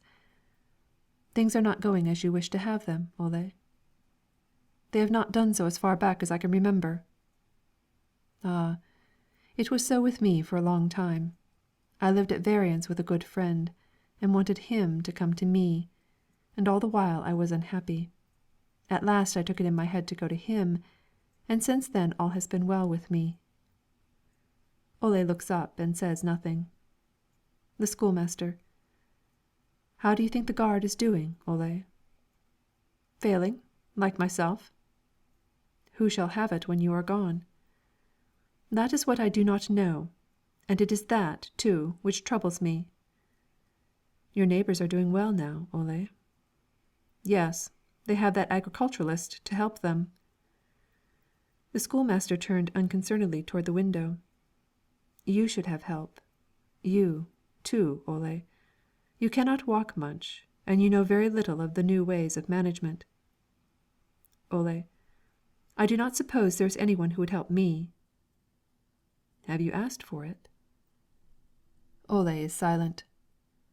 The schoolmaster: "I myself dealt just so with the Lord for a long time. 'You are not kind to me,' I said to him. 'Have you prayed me to be so?' he asked. No, I had not done so. Then I prayed, and since then all has been truly well with me." Ole is silent, but now the schoolmaster, too, is silent. Finally Ole says, "I have a grandchild. She knows what would please me before I am taken away, but she does not do it." The schoolmaster smiles. Possibly it would not please her.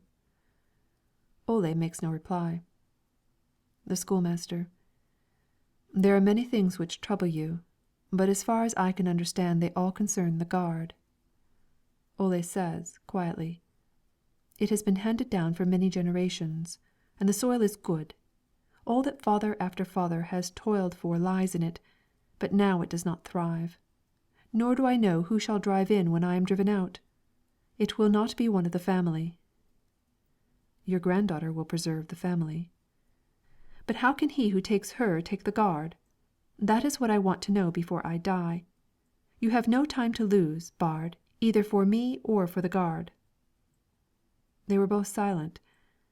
At last the schoolmaster says, "Shall we walk out and take a look at the gard in this fine weather?"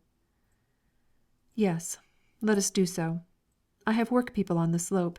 They are gathering leaves, but they do not work except when I am watching them." He totters off after his large cap and staff, and says, meanwhile, "They do not seem to like to work for me. I cannot understand it." When they were once out and turning the corner of the house, he paused. "Just look here. No order. The wood flung about. The axe not even stuck in the block." He stooped with difficulty, picked up the axe, and drove it in fast. "Here you see a skin that has fallen down, but has any one hung it up again?" He did it himself. "And the storehouse, do you think the ladder is carried away?" He set it aside. He paused, and looking at the schoolmaster, said, "This is the way it is every single day." As they proceeded upward they heard a merry song from the slopes. "Why, they are singing over their work," said the schoolmaster. "That is little Knut Ostistuen who is singing. He is helping his father gather leaves. Over yonder my people are working. You will not find them singing." "That is not one of the parish songs, is it?" "No, it is not." "Oyvind Pladsen has been much in Ostistuen. Perhaps that is one of the songs he has introduced into the parish, for there is always singing where he is." There was no reply to this. The field they were crossing was not in good condition. It required attention. The schoolmaster commented on this, and then Ole stopped. "It is not in my power to do more," he said quite pathetically. "Hired work people without attention cost too much, but it is hard to walk over such a field, I can assure you." As their conversation now turned on the size of the gard and what portion of it most needed cultivation, they decided to go up the slope, that they might have a view of the whole. When they at length had reached a high elevation, and could take it all in, the old man became moved. "Indeed, I should not like to leave it so. We have laboured hard down there, both I and those who went before me, but there is nothing to show for it." A song rang out directly over their heads, but with the peculiar shrilling of a boy's voice when it is poured out with all its might. They were not far from the tree, in whose top was perched little Knut Ostistuen, gathering leaves for his father, and they were compelled to listen to the boy. "When on the mountain peaks you high, mid green slopes to tarry, in your scrip pray no more tie than you well can carry. Take no hindrances along to the crystal fountains, drown them in a cheerful song, send them down the mountains. Birds there greet you from the trees, gossip seeks the valley, purer, sweeter grows the breeze, as you upward sally. Fill your lungs, and onward rove, ever gaily singing. Childhood's memories, heath and grove, rosy hued are bringing. Pause the shady groves among, hear yon mighty roaring, solitude's majestic song, upward far is soaring. All the world's distraction comes, when there rolls a pebble, each forgotten duty hums, in the brooklet's treble. Pray, while overhead, dear heart, anxious memories hover, then go on, the better part you'll above discover. Who hath chosen Christ as guide, Daniel and Moses, finds contentment far and wide, and in peace reposes. Ole had sat down and covered his face with his hands. Here I will talk with you, said the schoolmaster, and seated himself by his side. Down at Platsen, Oyvind had just returned home from a somewhat long journey.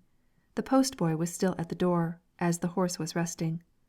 Although Oyvind now had a good income as agriculturalist of the district, he still lived in his little room down at Platsen, and helped his parents every spare moment. Platsen was cultivated from one end to the other, but it was so small that Oyvind called it Mother's toy farm, for it was she, in particular, who saw to the farming. He changed his clothes. His father had come up from the mill, white with meal, and had also dressed. They just stood talking about taking a short walk before supper, when the mother came in quite pale. Here are singular strangers coming up to the house. Oh dear, look out! Both men turned to the window, and Oyvind was the first to exclaim, It is the schoolmaster, and yes, I almost believe, why, certainly it is he. Yes, it is old Ole Nordistuen, said Thor, moving away from the window that he might not be seen, for the two were already near the door. Just as Oyvind was leaving the window he caught the schoolmaster's eye. Baard smiled, and cast a glance back at old Ole, who was labouring along, with his staff in small, short steps, one foot being constantly raised higher than the other. Outside the schoolmaster was heard to say, He has recently returned home, I suppose, and Ole to exclaim twice over, Well, well. They remained a long time quiet in the passage. The mother had crept up to the corner where the milk shelf was. Oyvind had assumed his favourite position, that is, he leaned with his back against the large table, with his face toward the door. His father was sitting near him. At length there came a knock at the door, and in stepped the schoolmaster, who drew off his hat, afterward Ole, who pulled off his cap, and then turned to shut the door. It took him a long time to do so. He was evidently embarrassed. Thor, rising, asked them to be seated. They sat down, side by side, on the bench in front of the window. Thor took his seat again. And the wooing proceeded, as shall now be told. The schoolmaster. We are having fine weather this autumn, after all. Thor. It has been mending of late. It is likely to remain pleasant, now that the wind is over in that quarter. Are you through with your harvesting up yonder? Not yet. Ole Nordistuen here, whom, perhaps you know, would like very much to have help from you, Oyvind, if there is nothing else in the way. Oyvind. If help is desired, I shall do what I can. Well, there is no great hurry. The gard is not doing well, he thinks, and he believes what is wanting is the right kind of tillage and superintendence. Oyvind. I am so little at home. The schoolmaster looks at Ole. The latter feels that he must now rush into the fire. He clears his throat a couple of times, and begins hastily and shortly. It is, yes, what I meant was that you should be in a certain way established, that you should, yes, be the same as at home up yonder with us. Be there when you were not away. Many thanks for the offer, but I shall remain where I now live. Ole looks at the schoolmaster, who says, Ole's brain seems to be in a whirl to-day. The fact is he has been here once before, and the recollection of that makes his words get all confused. Ole quickly. That is it, yes. I ran a madman's race. I strove against the girl until the tree split. But let bygones be bygones. The wind, not the snow, beats down the grain. The rain brook does not tear up large stones. Snow does not lie long on the ground in May. It is not the thunder that kills people." They all four laugh. The schoolmaster says, "Ole means that he does not want you to remember that time any longer. Nor you, either, Thor." Ole looks at them, uncertain whether he dare begin again. Then Thor says, "The briar takes hold with many teeth, but causes no wound. In me there are certainly no thorns left." Ole, I did not know the boy then. Now I see that what he sows thrives. The harvest answers to the promise of the spring. There is money in his fingertips, and I should like to get hold of him. Oyvind looks at the father, he at the mother, she from them to the schoolmaster, and then all three at the latter. Ole thinks that he has a large guard. Ole breaks in. "A large guard, but badly managed. I can do no more. I am old, and my legs refuse to run the errands of my head. But it will pay to take hold up yonder." "The largest guard in the parish, and that by a great deal," interrupts the schoolmaster. "The largest guard in the parish. That is just the misfortune. Shoes that are too large fall off. It is a fine thing to have a good gun, but one should be able to lift it." Then turning quickly towards Oyvind, "Would you be willing to lend a hand to it?" "Do you mean for me to be guard overseer?" "Precisely. Yes, you shall have the guard." "I should have the guard?" "Just so. Yes. Then you could manage it." "But you will not?" "Why, of course I will." "Yes, yes, yes, yes. Then it is decided, as the hen said when she flew into the water." "But" Ole looks puzzled at the schoolmaster. "Oyvind is asking, I suppose, whether he shall have Marit, too." Ole abruptly, "Marit in the bargain! Marit in the bargain!" Then Oyvind burst out laughing, and jumped right up. All three laughed with him. Oyvind rubbed his hands, paced the floor, and kept repeating again and again, "Marit in the bargain! Marit in the bargain!" Thor gave a deep chuckle. The mother in the corner kept her eyes fastened on her son until they filled with tears. Ole, in great excitement, "What do you think of the gard?" "Magnificent land." "Magnificent land, is it not?" "No pasture equal to it." "No pasture equal to it. Something can be done with it?" "It will become the best gard in the district." "It will become the best gard in the district. Do you think so? Do you mean that?" "As surely as I am standing here." "There, is that not what I have said?" They both talked equally fast, and fitted together like the cogs of two wheels. "But money, you see, money? I have no money." "We will get on slowly without money, but get on we shall." "We shall get on, of course we will. But if we had money, it would go faster, you say?" "Many times faster."